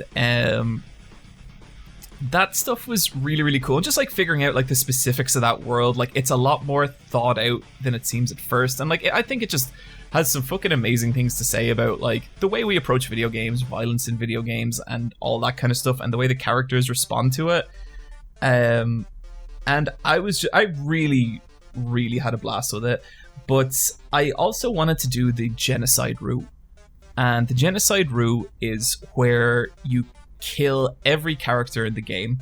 So what you have to do is you have to walk back and forth in the areas and wait until you've killed like 20 monsters in that area. And at that point, the music changes to this just really creepy droning, and you still get random encounters, but it just says, and no one came, because you've killed everything. And when you keep doing that for all the areas, it puts you on this like kind of genocide route, which starts to get really easy because you get really overpowered, really overleveled, and all of a sudden you're just like taking down all the bosses in like one hit. But it does all this really cool stuff as well, because like the world actually like starts to change. Like for example, that first village you come into, Snowdon, that's empty when you get there, because at that point all the monsters have heard of this human like that's been like, you know, terrorizing the underground. And when you go into like a shop, there's just a note on the counter that just says, please take what you want and don't hurt my family. And you can actually just go into the shop's menu and just take everything for free. And it's weird and creepy, and it's fucking deadly. And it's sad because like you do the genocide run was like the third run I did, and like at that point you really do have really built up an attachment to these characters, and like kind of going through them like you do feels so weird and dirty. Like I did actually feel like guilty doing it. But then towards the end of the genocide route, you start getting to like the like true forms of some of the bosses. And the first one is Undone. Basically, like when you fight Undone in like the base game, she's not as powerful because like she's hunting you. She doesn't have like a real motivation to kill you. But in the genocide run, it's like you are like the fucking end of the world and she's the hero. And so you fight like Undine the Undying, which is like her really powerful form. And my fucking god, the boss fights are so difficult. At one point, like I got like 10 seconds into the boss fight with Undone, and I was like, how is anyone meant to do this? And so I started looking up like advice for beating Undone online, and I found a forum, and the forum had some advice, but most of it was just people being like, I just gave up 50% of the way in because I cannot see myself doing this. And it was that fucking hard, but holy Christ, nothing compared to when you fight Sans at the end of the Genocide run. I think that might be the hardest boss I've ever faced in any video game. Harder than like Sekiro enemy or bosses. Okay, so I think I spent more time fighting Sans than I spent like in full playthroughs of Undertale. Like, I think I probably put maybe 10 to 15 hours into beating Sans. What? It's fucking insane. So it's the kind of fight, you play it, and the first attack he does, you're just dead. Unless you know exactly what's coming and exactly what to do, you are like just finished. And it's not just hard, it's demoralizing. Because every like stage of that fight, the way it works is you attack Sans and he dodges. And it's like the first time an enemy actually dodges you, and he's like, I'm not just gonna stand still for this. And the only way to progress the fight is to attack him and for him to dodge, and then he'll give you a new piece of dialogue. If you use an item and heal up, that won't progress the fight. So you won't get him to the next stage, and you'll be further from like having to actually beat him. And every turn is like this new attack pattern and this new really fucking just a hard, fast like reaction test to survive. And the only way I could do it was to like just ingrain every single one of his attacks into pure muscle memory, so you're not even thinking about it. And it took so long. And I know whenever we talk about like difficult stuff on the podcast, people are always like, well, this boss wasn't that hard. No, shut up. He was really, really hard. So mean to you. I was so fucking angry at this skeleton. Like, it was just... And like, I have a friend who's like super into Undertale, and I messaged him during this, and I was like, how, like, I just messaged like, Genocide Sans, what the fuck? And he just messaged me back, yeah, I never beat him. And like, I get why, because it's literally the most demoralizing boss fight I think I've ever played.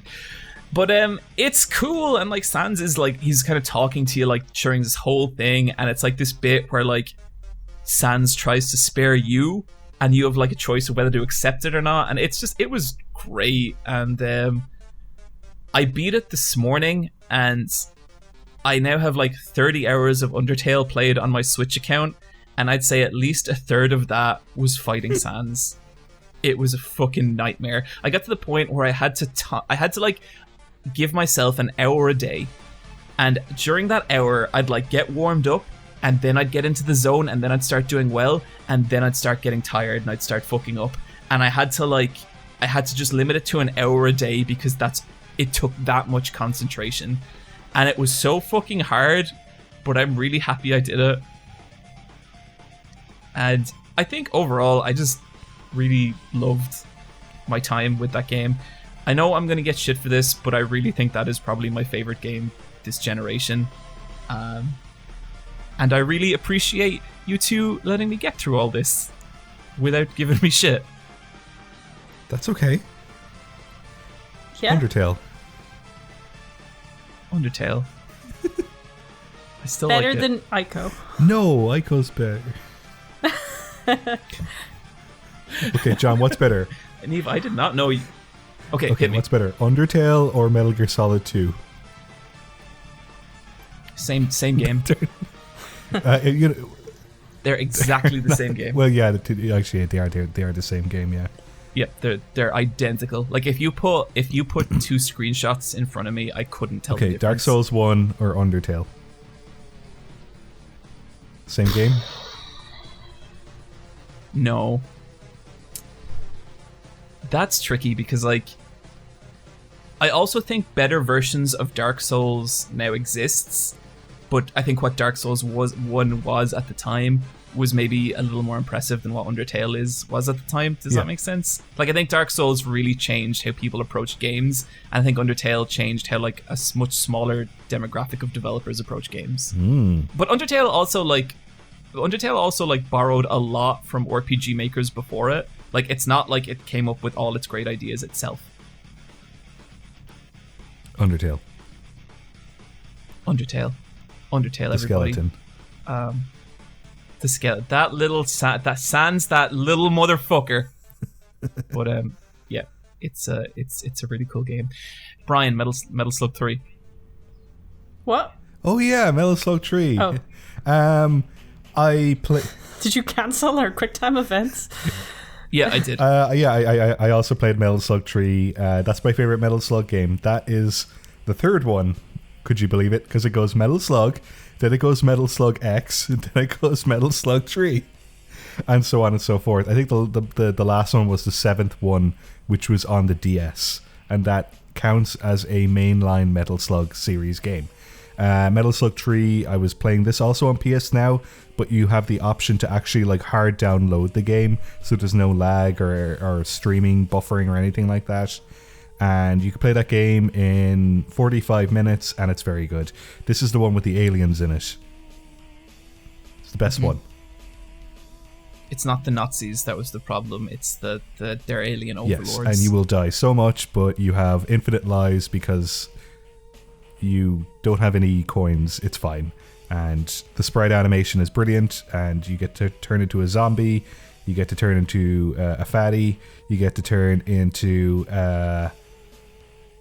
I think there's other things you turn into. There's loads of vehicles. The Metal Slug is in it. A good time. I don't know. I'm playing a lot of Neo Geo games at the moment. I'm playing a fair bit of the Neo Geo Pocket, but that's for another episode. Oh, interesting. I look forward to hearing about that. There's Metal Slug games on that, isn't there's there? Metal Slug 1 and Metal Slug 2.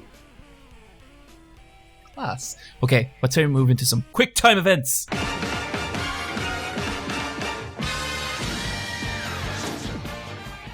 Xbox Series X, that's the name they're going with? That's the name of the machine, yes. That's what they called it. That's a fucking terrible name. And I know, like, whenever you hear a new name for something, you're like, that's bad, but that's legit bad. It sounds like a streaming service. It does, doesn't it? Like, that's the thing. It sounds like a weird brand, like an offshoot of Xbox rather than a console. Sounds like a clothesline. I wish they should have just called it the Xbone. That'd have been brilliant. That would have been really good. They had a massive gameplay reveal. They did. Did you guys watch this? No. Yeah, some of it. Yeah. What a strange presentation. Basically, they showed was it 11 games, something like that? Yeah. And some of it looked like gameplay, but some of it really, really was not gameplay at all. It was just cinematics. Some of it was imagine Bryan, like you're sitting there in Pictoplasma and a really weird like short film comes on with no characters and just environments. That's what some of this looked like. No context whatsoever. Yeah, like they did one for Assassin's Creed Valhalla, which was clearly like no gameplay in it at all. It was just like a cinematic trailer. And it was so weird because they kept hyping up this gameplay reveal for Assassin's Creed Valhalla. Like the whole press conference, they're like, we got Assassin's Creed Valhalla gameplay reveal coming up later. And then they showed the most cinematic trailer ever. And then afterwards, they're like, and that was the gameplay reveal for Assassin's Creed. And like, Ubisoft are so bad for that kind of shit, and they have been for years. And they still are. But this just made it seem like they just... I kind of felt like they were kind of treating people like idiots a little bit. Like, because, you know, anyone who had... Like, I think a lot of people who are watching this conference know the difference at this point. If it's not in third person with a HUD behind it, it's not gameplay. So you know the way there's like the kind of fake gameplay, like the first Watch Dogs trailer? Yeah. Where like technically it's gameplay, but it's so curated and so directed, it's really just a cutscene acting like gameplay. And it's running this on a wasn't even that machine. Yeah. Yeah, exactly. This wasn't even that. This was just cinematic. And maybe it was cinematics like recorded in engine, but I still even doubt that. Like I I still think that's really pushing the idea of gameplay because no one was playing the game. And then you had a bunch of other weird shit. There was one that was really the guys who made it sure do love Geiger and Dix. Cool. Yeah, Scorn. Yeah.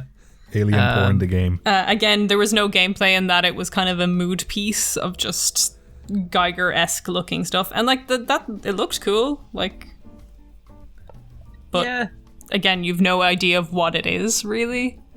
It's weird because I keep kind of expecting either like Sony or Microsoft to like slam dunk the other one, because I feel like every other month something happens where it's like, oh wow, that seemed like a bit of a misstep. Sony or Microsoft could really take advantage of this and make the competition look foolish. And like you had the Cerny talk, which like I think was, like whatever, it was what it was, but it was kind of mislabeled and mismarketed to the public. And I think that left the opportunity open for Xbox to come back and really kill it.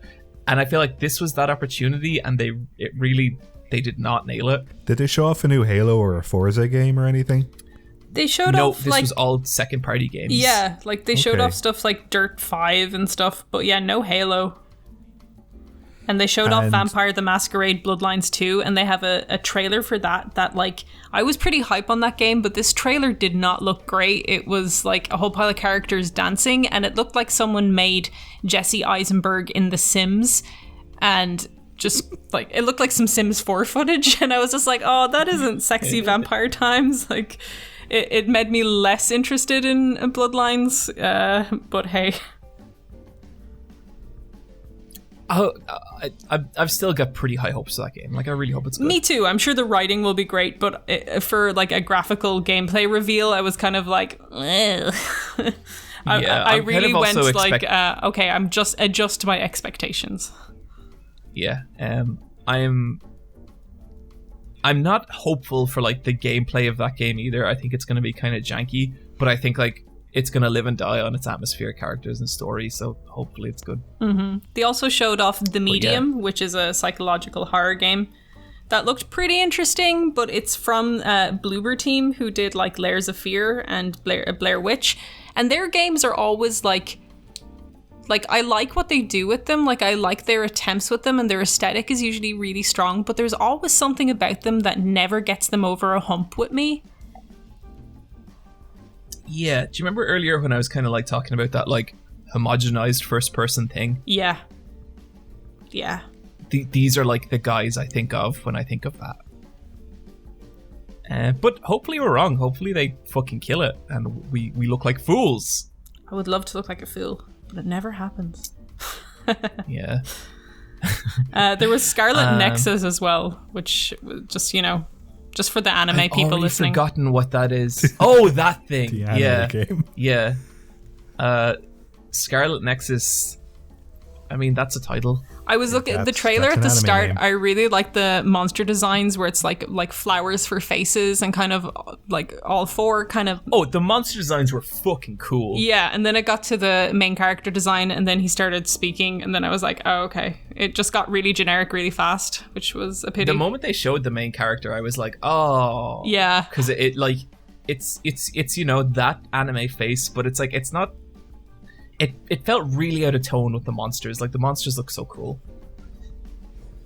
But yeah, was there anything else that caught your attention, Niamh? No, that was kind of it. The new Yakuza game is coming out on the system, isn't it? Yeah. Yes, it's coming out on Xbox, and it looks great. Yeah. I'm so excited for that game. But yeah, kind of underwhelming. I really... Considering how close we are to the launch of these new consoles, I really feel like neither Sony or Microsoft has really kind of revved up much. You know what I mean? For sure. It's not something you're looking forward to at the end of the year. Like like it's something I'm gonna buy mostly because I feel like I kind of I am interested, but like I'm not seeing anything that I'm like super looking forward to or anything like that. But we'll see.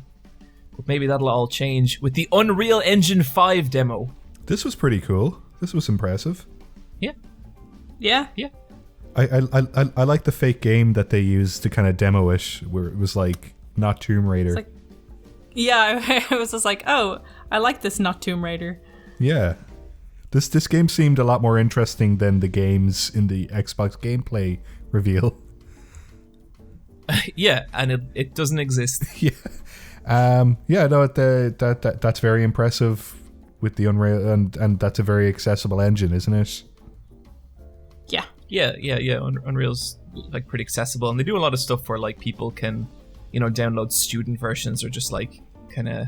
I think it used to be the case with Unreal, and maybe it still is, that you could download Unreal and you'd only ever have to buy a license for it if you're trying to publish something with it. That's a cool way of doing it. That's yeah. But it looked good, and I'm always a little suspicious of stuff like this because, of course, it's going to be framed in a way to make the technology look as good as possible. And I think like actually watching a game up and running in it is kind of a different thing. But like, I mean, I like some of the stuff they were talking about. Like, if bounce sliding becomes more of a thing in next generation, that's going to add a lot of atmosphere to games. So stuff like that's kind of cool. Yeah, totally. Niamh, tell us about Tony Hawk's Pro Skater 1+2 Remaster coming September 4th, 2020. You took the words right out of my mouth. That's it. Jeff Keighley has been doing is it like month, or like, I feel like maybe it's more. It's like there's going to be stuff throughout 2020 under his kind of like banner of, hey, games are still here. It's not E3, but it's game announcements. So he's been doing these kind of one-on-one conversations with devs and doing announcements with them and just kind of getting eyes on them. I think the Unreal demo was part of that as well, because afterwards he had a big conversation with the devs. So they announced Tony Hawk's Pro Skater 1 and 2 Remaster, and it's remaster of the first two games with a lot of the songs you remember and the characters from the game. Which is interesting as well. They've made them older, so it's like you're just skating. Yeah, we're gonna play a bunch of 40-year-old skaters. Oh, which like is Tony's really fun. Like 50. Yeah. Yep. I think this is really cool. Like it looks nice. The only thing I thought was it's easy to. Sorry, go ahead, Niamh. Go ahead. You go first, because I'm gonna be old pessimist Niamh. Say something optimistic before it goes down. Yeah, let's make this shit sandwich. I was just gonna say, like, it's so easy to forget, I feel like, what a massive deal those games were, especially 1 and 2 back in the PlayStation days. Like, they were fucking huge, and they had such a massive effect on the skating culture. Go for it, Niamh. Shit all over this. Oh, like, I think this is great, and I'm glad to see it back. And like, even the conversation they were having with Jeff Keighley about like trying to capture like the memory of what people think it feels like, rather than one-to-one being it exactly a thing. It's kind of like how people perceive what it felt like to play those games. I thought was interesting. Yeah, that's a good way to do a remake. Exactly, because like there were mechanics in the third and fourth game that kind of opened up those games a lot, and I think it would be weird going back to like just the base games. Like there was like manuals and reverts and stuff like that let you continue combos, so I think that's cool. Yeah, that's exactly the way you should do it. What I thought was a little shitty is the demo for this is locked behind a digital pre-order. What's the point? That's stupid. I think sucks, especially if you think about just like the kind of history of Tony Hawk's and like people, like the first two games, you used to get demos for them on the PlayStation all the time, and like there was a real history of the demo with those games and just people like replaying those a lot. And I just think just generally it's really an anti-consumer move to like lock a demo behind a digital pre-order, and it's not even a physical pre-order where you could feasibly get your money back if you didn't like what you played. And I just thought that was a little lame. Some guy tried to argue with me online that Tony Hawk has the pedigree and the prestige where it doesn't matter, and that's fine. But Tony Hawk's 5 Did he play sucked. Tony Hawk 5? Yeah. Like it really needs to make up for that game, so they should try and be getting as much positive and also news. this is the second time they've tried to remaster Tony Hawk 1. Exactly. And the first was a fucking disaster. Yeah, like was it on the Xbox they put out the like HD kind of remaster, and it played like ass. I remember buying that and being so disappointed. Yeah. And then you have games like Resident Evil as well. Yes. that they just can try out a demo and they like have like the pedigree. Sorry, Brian, I interrupted you. I was just thinking out loud. I wonder if Spider-Man's going to be in the game because he was an unlockable character in 2, wasn't he? Yeah. What about Joel from The Last of Us? That'd be great. What modern gaming characters could we put in this one? I want Nathan Drake's brother in it, and he's like, brilliant. I'm not going to lie to you anymore. I want Sackboy from Little Big Planet, and he's just like, yay! Oh, I think that sounds very likely. Nemesis. Okay. Oh, that'd be so good. That'd be so good. That's all we got. Yeah, that's all we got. Just another thing about this, there's going to be a map creator and an online mode and a create a skater mode as well. Cool.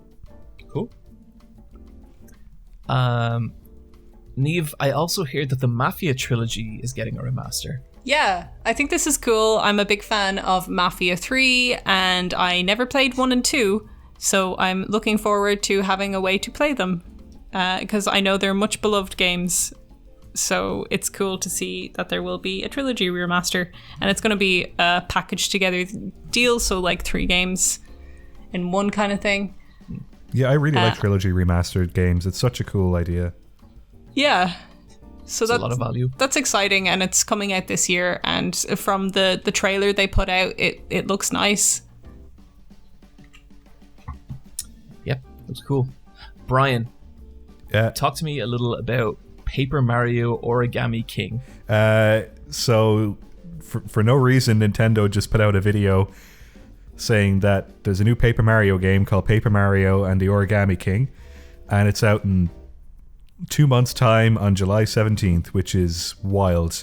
I think this might have been part of a rumor, crazy. Because I know Mario is 35 years old this year, and there was supposed to be a bunch of 35th anniversary stuff planned that's kind of been delayed now, but apparently part of the rumor was that there was a new Paper Mario game in development, so looks like the other parts might be true as well, but this is cool.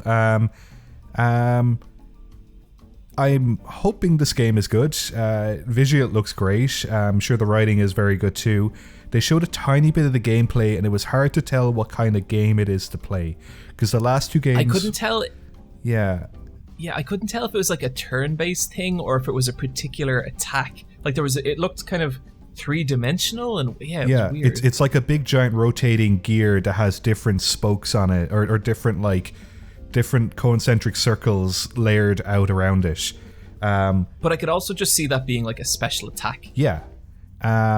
And it was hard to tell how invested you are in these turn-based battles, because the last 2 Paper Mario games had turn-based battles in it, but they didn't reward any experience. They just rewarded more items that you would use in future battles. So the incentive of the battle wasn't really there, because the game was more fun to play if you didn't fight anyone. So yeah, and plus like you'd spend items, but you'd gain items for battling, but you'd also have to spend items while battling, and it just didn't really make sense from like a turn-based perspective of why you'd want to do that. And the way you would level up in those games is you would just find stuff on the map that would like bump your health up, 5 points, or bump your attack up 5 points. So I'm cautiously optimistic about this game, but I'd need to see more of it to actually know if this is for me or not. But it looks great. I liked the really weird vibe the trailers opens with, where it's like, it's strange and creepy, and Princess Peach is asking Mario if he'd like to be reborn. Yeah, I do like the idea that there's like a weird cult taking over the Mushroom Kingdom. I think that's a fun idea. And I mean, I'd be down, but yeah, it's a shame because like Paper Mario Thousand Year Door, one of the fucking best RPGs ever, and then like you had Super Paper Mario, which was interesting, and then I feel like it's like kind of just downhill. Yeah, and then it's kind of just downhill from there. Yeah, Sticker Star is not fun to play, and I didn't even bother with Color Splash, even though I've heard it looks great and it's got some good jokes, but it's just, as a game, it is not good. I'm sure it would have been great as a short film or something animated exclusively, but like the game part of those games isn't worth your time, really. Yeah. I've heard it's one of those games dragged down by a lot of just small bad design choices. Yeah. And it's like, oh, it didn't need to be like this. So hopefully Guys, that's this is Quicktime good. Events. Sorry, I keep talking. It's okay. I think we're on more of a delay than usual today, aren't we? Because it's like, it keeps happening. Yeah, it does. That's okay. Yeah, it's such a pain. Guys, let's say we do some emails.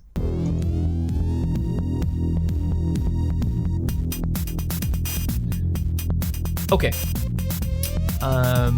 This first one comes from Morris. Hey, Bosscast. What's each of your favorite article of clothing you own? That's the first question. And the second one is, if money/effort weren't a factor, what fashion style would you each like to try out? That's from Morris. Thank you, Morris. Okay. Clothing. I'm sure each one of us has a favorite hoodie that we all like to wear. Mm-hmm. Yeah. Go on, Brian. You go first. You're the clothes boy. The clothes, me. Yeah. Okay. This is a question I picked. What happens with me is every year I have like a favorite T-shirt, and then it gets worn out, and like the logo starts to fade, and that bit kind of sucks. But then that becomes like a pajama T-shirt, and I can usually make a T-shirt last 5 years with that way. And so I'll always have a special T-shirt, and then it joins like the legacy T-shirts. Yep. Yeah, I have same. a similar system going here. I kind of do that with hoodies as well. I always have like my favorite hoodie. I love when you buy a hoodie at the start and it's got that like real kind of like fluffy texture to it, and it doesn't feel... Yeah, and you put it on and it's just a good time. It just feels fresh. Love that. I own a bunch of shirts. I get my shirts laundered annually so that they get ironed out and steamed and they come back brand new, and it's fantastic. You're such a weirdo. What? I don't buy shirts that often, and the ones I like are very special to me. Are these like dress shirts? I think my favorite article of clothing isn't like a kind of fancy one, but basically I have this like short sleeve, quite loose hoodie that I bought in Japan like 10 years ago or something, and it just still feels so nice to put on, and like it's kind of fucked and I'm gonna have to get rid of it soon probably, but I just love it so much. That sucks, getting rid of a special item of clothing. Yeah, and this is like triple S special clothing. Yeah. Like it used to be a very fancy hoodie that I could wear with lots of nice outfits. Now it's just a very comforting hoodie. Clothes are hard, I find. And like sometimes, like right now I'm trying to shop for like new clothes and I'm finding it difficult to like figure out what I'm going for anymore. Yeah. Especially because I feel like my body has changed. We're in our 30s, trying and do we to- dress like people in their 20s, or we dress like people in their 40s? What do people in their 30s dress like? Yeah, I kind of had a Teachers. moment where I was like, I don't know that I want to keep like dressing in like print video game t-shirts. Yeah. And that was sad. But then like there's a lot of cool stuff you can do without that.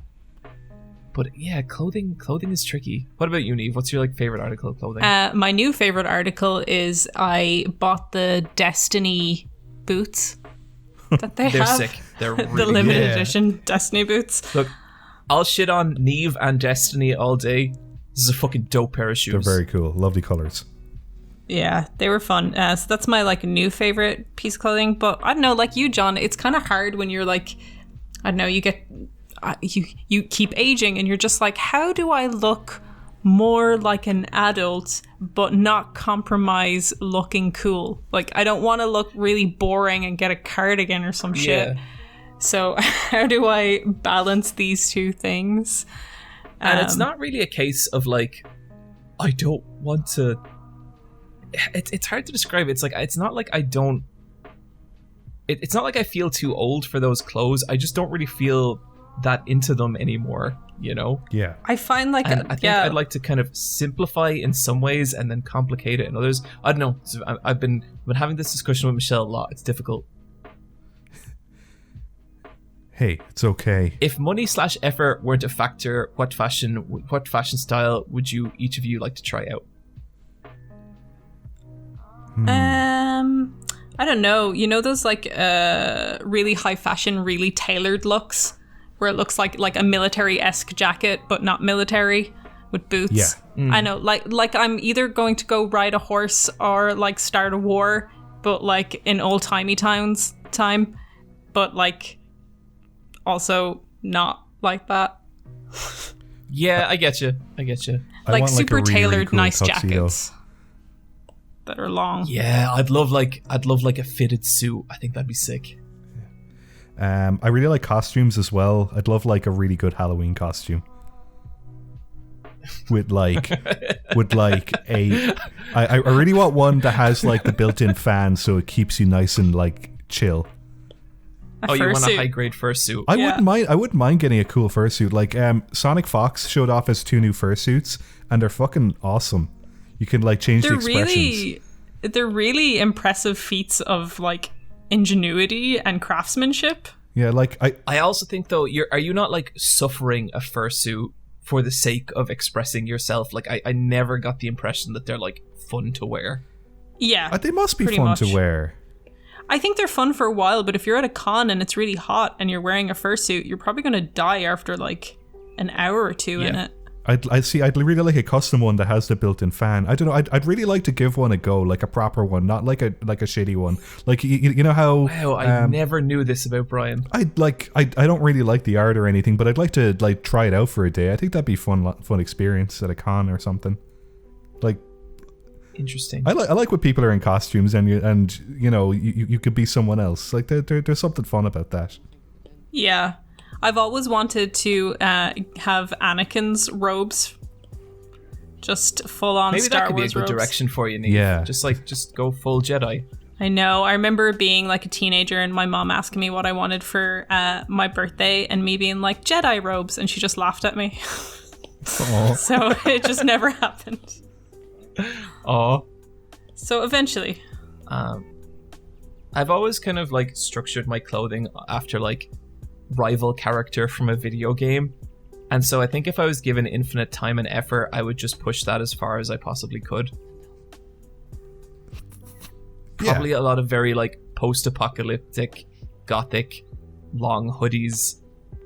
Nearly like a wizard, but like a ninja wizard. Do you want You like should a look chain at Zara's route on new your stuff jeans? right now. Oh yeah? Okay, I'm going to check that out. They have a lot of asymmetrical, like, hooded stuff going on in the boys section right now. Now we're talking. Or like hoodies that unzip in a weird way, like they're like a diagonal Across your zip. body. Yeah. Yeah, from like the left shoulder to the right hip. Yeah. I guess when I was trying to describe the style I would like to do, if time and money was no option, it's kind of like Bloodborne. Like the hunter's costume, that kind of tailored look, but that's so good. I would totally wear Eileen the Crow's outfit as well. Niamh, why don't you take this next one from Liam, that's Hentai PhD on the Discord, about the coolest stranger you've ever met. Hi, Niamh, Bran, and other guy. Who's the coolest stranger you've ever met? Back in September, I went to see my favorite Aboriginal and Asian Canadian Japanese noise rock band. That was a sentence. At a small local venue. And after the show, smoked weed with a lesbian wearing an 8-bit Spider-Man t-shirt emblazoned with the tagline, "Be game, do crimes, kill your heroes." I've been riding that high of that encounter ever since. Liam. That's a cool person right there. I think you've met the coolest person. That's a very cool person.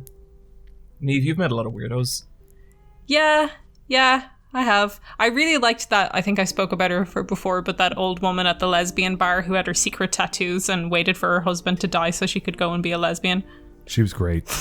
That's pretty cool. She was fucking brilliant. That's pretty impressive. Did I ever tell you guys about the Russian I met on the boat? What boat? I was on a boat to Germany, and I got talking to this Russian guy, and he was really... This was like I'd say maybe 2003, 2004. And he was just very worldly, and he knew a lot about like global economy and all that kind of stuff.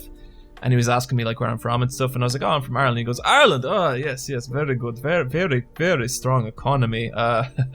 But 2010, we'll see." And I kind of laughed, and I was like, "Oh," and then he just went like dead serious. "You laugh now." And he was fucking right. Yep. Our economy like bottomed out in 2010. Is he a time traveler? And he was just... He just understood the global economy in a way that we never will. Wow. And he was super interesting and super cool. I feel like I've had a lot of nights out where I run into someone super interesting and just really cool, and then after a while you start to see like the darker side of them, and you're like, oh wait, no, I shouldn't be here with this person. Yes. What about you, Brian? When we were in Japan for the first time in 2015, Rebecca and I went to an arcade in Ikebukuro called Ramble Plaza Game Park, and it was run by a very old Japanese man all on his own, and he looked so fucking pissed off that we were there, like, and we were the only people in the arcade, and we were playing some of the Crane Machine games, and he walked over to us and in perfect American accent English went, "Which prize would you like?" And we were like, that one, This Girl from Love Live. And he went, okay. And he opened up the door and gave us the prize. And then he said to me about Rebecca, "Your sweetheart is a beautiful woman." And I was like, thank you. Just an absolute gentleman. And when we went back again in 2018, we went back to the exact same arcade and he wasn't there. And I was really upset because he was so lovely. Just like the most, like just a really cool stranger. Brian, we got this last one from Tig, and it's on Akuno Hana. Okay, yeah. So just read the setup part and the question part. Okay, the setup. This is from Tig. Hi, there was an episode of the podcast where John and Brian recommended the Flowers of Evil manga, also known as Akuno Hana. I ended up reading it, and I found it to be one of my favorite things I've ever read. I've since read Happiness, and I'm currently waiting for the newest chapter of A Trail of Blood. Aren't we all? Shuzo Oshimi is a master of psychological horror, I guess.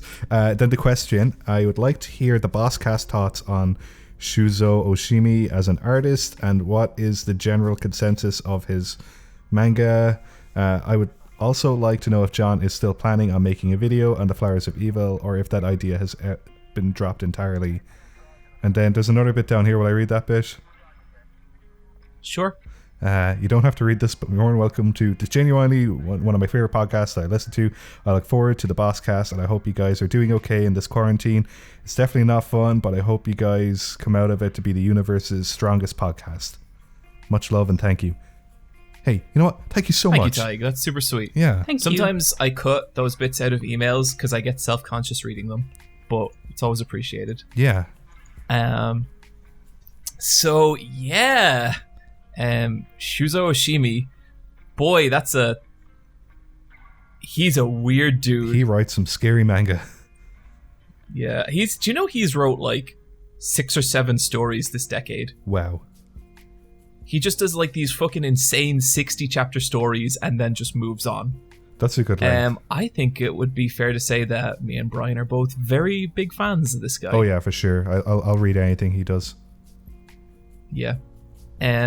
If I was to rank his series, I'd say, of the ones I've read at least, I'd say number 4, Happiness, number 3, Inside Mari, number 2, Akuno Hana, number 1, Trail of Blood.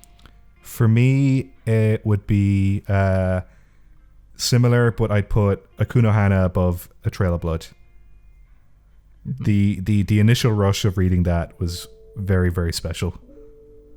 Yeah, because I think at the time, we didn't really know what we were reading. Like, we didn't know that it was going to turn into... Because, like, the whole thing about Trail of Blood, it's like, there's one guy, he likes a girl, and he steals some of her... not Trail of Blood, Akuno Hana. Yeah, and it's like, he likes a girl, and he steals her clothes because he's a creep, another girl sees him doing it, and you think it's like the kind of manga where it's like, oh, this is going to be, like, romantic mishaps ensue, and it just turns into the most fucking... darkest humans or nightmares manga ever. It's good stuff. It's really good stuff. What do you think you like about this guy's work, Brian? He's very good at like capturing the innocent. Well, like because like they're all about teenagers, but he does a good job of kind of capturing being a stupid, dumb, innocent kid who's like making mistakes for the first time, not realizing, you know, how serious they are or like what impact it might cause, but being put into a situation that they're not able to like maturely understand. But that's kind of what teenagehood is, that you're kind of going to be an adult eventually and you're going to get exposed to things that are beyond your experience, but that experience you gain from it kind of makes you the adult you are. Yeah, totally. It's really weird calling his mangas like horror, because I think Trail of Blood totally is, but the way it's a horror is so strange, because it's really not. Like, there's nothing supernatural about it. It's not violence. There's nothing like... It's very rare that a character is in danger, you know what I mean? And all the... But it's so terrifying at the same time. Like, so much of the horror of it comes from like just like a facial expression or a reaction, or just like imagine if like Curb Your Enthusiasm was a horror. Yeah. That's Trail of Blood. For sure. And that anxiety of what people think of you and why do you want them to think of you that way, and not being able to kind of like get people to behave the way you want them to, because people are their own person. But a Trail of Blood is really about manipulation as well. It's awful. Yeah, it's really horrifying, and like watching like the effects that this kind of guy's relationship with his mom has on him is just, it's so dark. It's nearly kind of, it's one of those manga where it just gets so scary it nearly becomes kind of funny. Like, there was one page recently, and it's just if you know the one, Bryan, I don't want to give away too much. It's a boy being led into a room and there's just a man sitting there waiting for him. Yep. And they just dedicate this entire page to just a man turning around in his chair, and I just fucking lost it. I was like, I can't handle this. This is too awful. Yeah, it's that weird thing about suspense where you don't know how to react, so you laugh. Yeah, I constantly do that. His stuff's great. As to like, will I do a video on him? I think I said I'd do a video on him like 2 years ago. We'll see. Being a teenager is tough. Yeah, it is, and I think his work really, really captures that amazingly well, and just in a really unflinching way. I don't think I've really experienced in a lot of the media. He's great. Guys, let's say we move on to some Patreon shoutouts.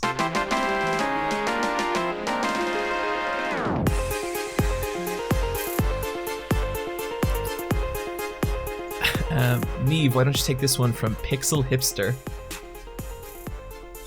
Should we talk about our Patreon? Oh shit, we shouldn't we? We should talk about a lot of things. We have an email called askletsfightaboss@gmail.com, and we have a Patreon. We do, don't we? We have a Patreon called patreon.com/LFAB.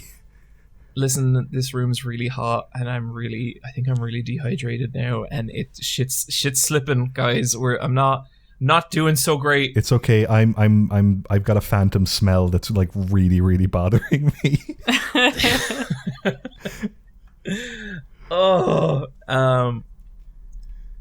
Bryan. Yes. I don't know what to say. The Let's Fight a Boss video game podcast.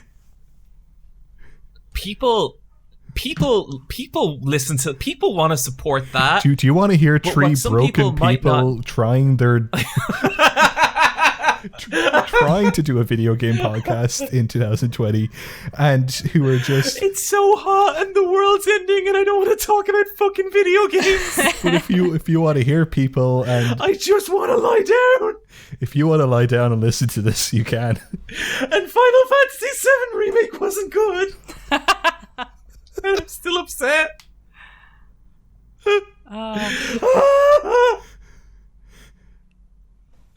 Patreon.com/LFAB. $3 will get you some access to the Discord and access to our fabled back catalogue. You want to listen to episode 1 of this podcast, you can do that. So yeah, thanks to everyone who supports it, and we really appreciate you guys. You guys are so good to us. Thank you so much. So good. So much better than we deserve, especially right now. You are so patient with this bullshit. Thank you. Thank you so much. Niamh, do you want to take this first one from Pixel Hipster? Okay, from Pixel Hipster, it is I am the danger. Oh no! Niamh, do you want to tell us a little bit about your interpretation of that line? And it's from Breaking Bad. I am the danger. It's from Breaking Bad, isn't it? What is Oh, this sorry. character, I meant- Niamh? I am the danger. Wait, that's the same one. Oh, there he is. There's Walter White. That's the guy. I still can't believe that Bryan Cranston made a whole 6-season series in that voice. And won like 5 Emmys. Yeah, crazy. To keep the streak going, we got this next one from Oram. A shout out for my birthday on the 29th would be awesome. Well, Oram, buddy, here you go. Happy birthday. Yeah, happy birthday. I hope you're happy with your birthday. Then this is from Evero Buster. I made a video for YouTube called Shrekero Ogres Die Twice. I'm sorry. Okay. 3 for 3, guys. Hang on. We killed it. I'm putting this into YouTube. I need to know, is this real? Okay, you know what? I'm gonna also have a look. Yeah. It's there. Okay. That video exists. Thank you so much. Okay, it's not loading, but I bet it's great. Don't be sorry, or maybe do be sorry. I don't know what this video is. 140 views. Good stuff. Guys, what say we close out this fucking disaster with a loot drop? Okay, I shall go first. We got our old buddy, the gaming historian, and he did a video on a game called the Crusader of Senti. And this is really interesting because this is basically a late generation Sega Genesis game that was trying to emulate like the success of Legend of Zelda and stuff. And I really like late generation games on platforms because I think a lot of the time it's when people understand those consoles the best, but also they're the most likely to be overlooked as the next generation came in. So this was a game released as the PlayStation came out and no one was talking about the Genesis. I've never heard of this game. I think it looks really cool and it was a really good video. It's a great video. Historian does I a lot liked of it good too. stuff. Yeah. Bryan. I've got a YouTuber called The Retro Future, and he does videos on like modding Game Boys to backlight the screens and stuff like that, or putting in new battery packs so that the battery life is better. But now he's gotten to the point where he's modifying Game Boys to be Frankenstein creations. And this one is, I made the Game Boy longer for no reason. And this is a Game Boy that is double the length it should be. And there's a lot of real estate in the middle between where the buttons and the screen are, and it's just a DIY process of making that Game Boy, and it's very funny. Excellent. I loaded that Ogres Die Twice video, and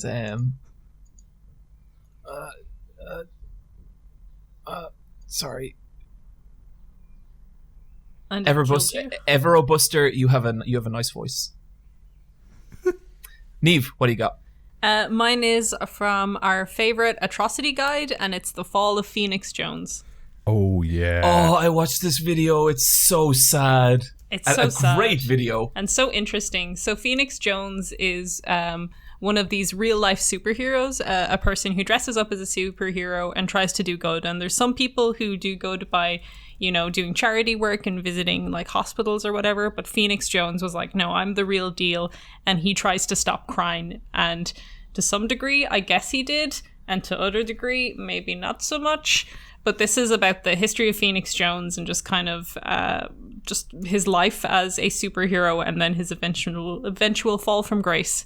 It's a very good and well-researched video and one of Atrocity Guide's best for me. Yeah, absolutely fascinating. Totally. Yeah, a really just great story. I saw the title and I was like, fuck! Because that would have been great, but like I could not have done it as good as she has, and it's just a great video.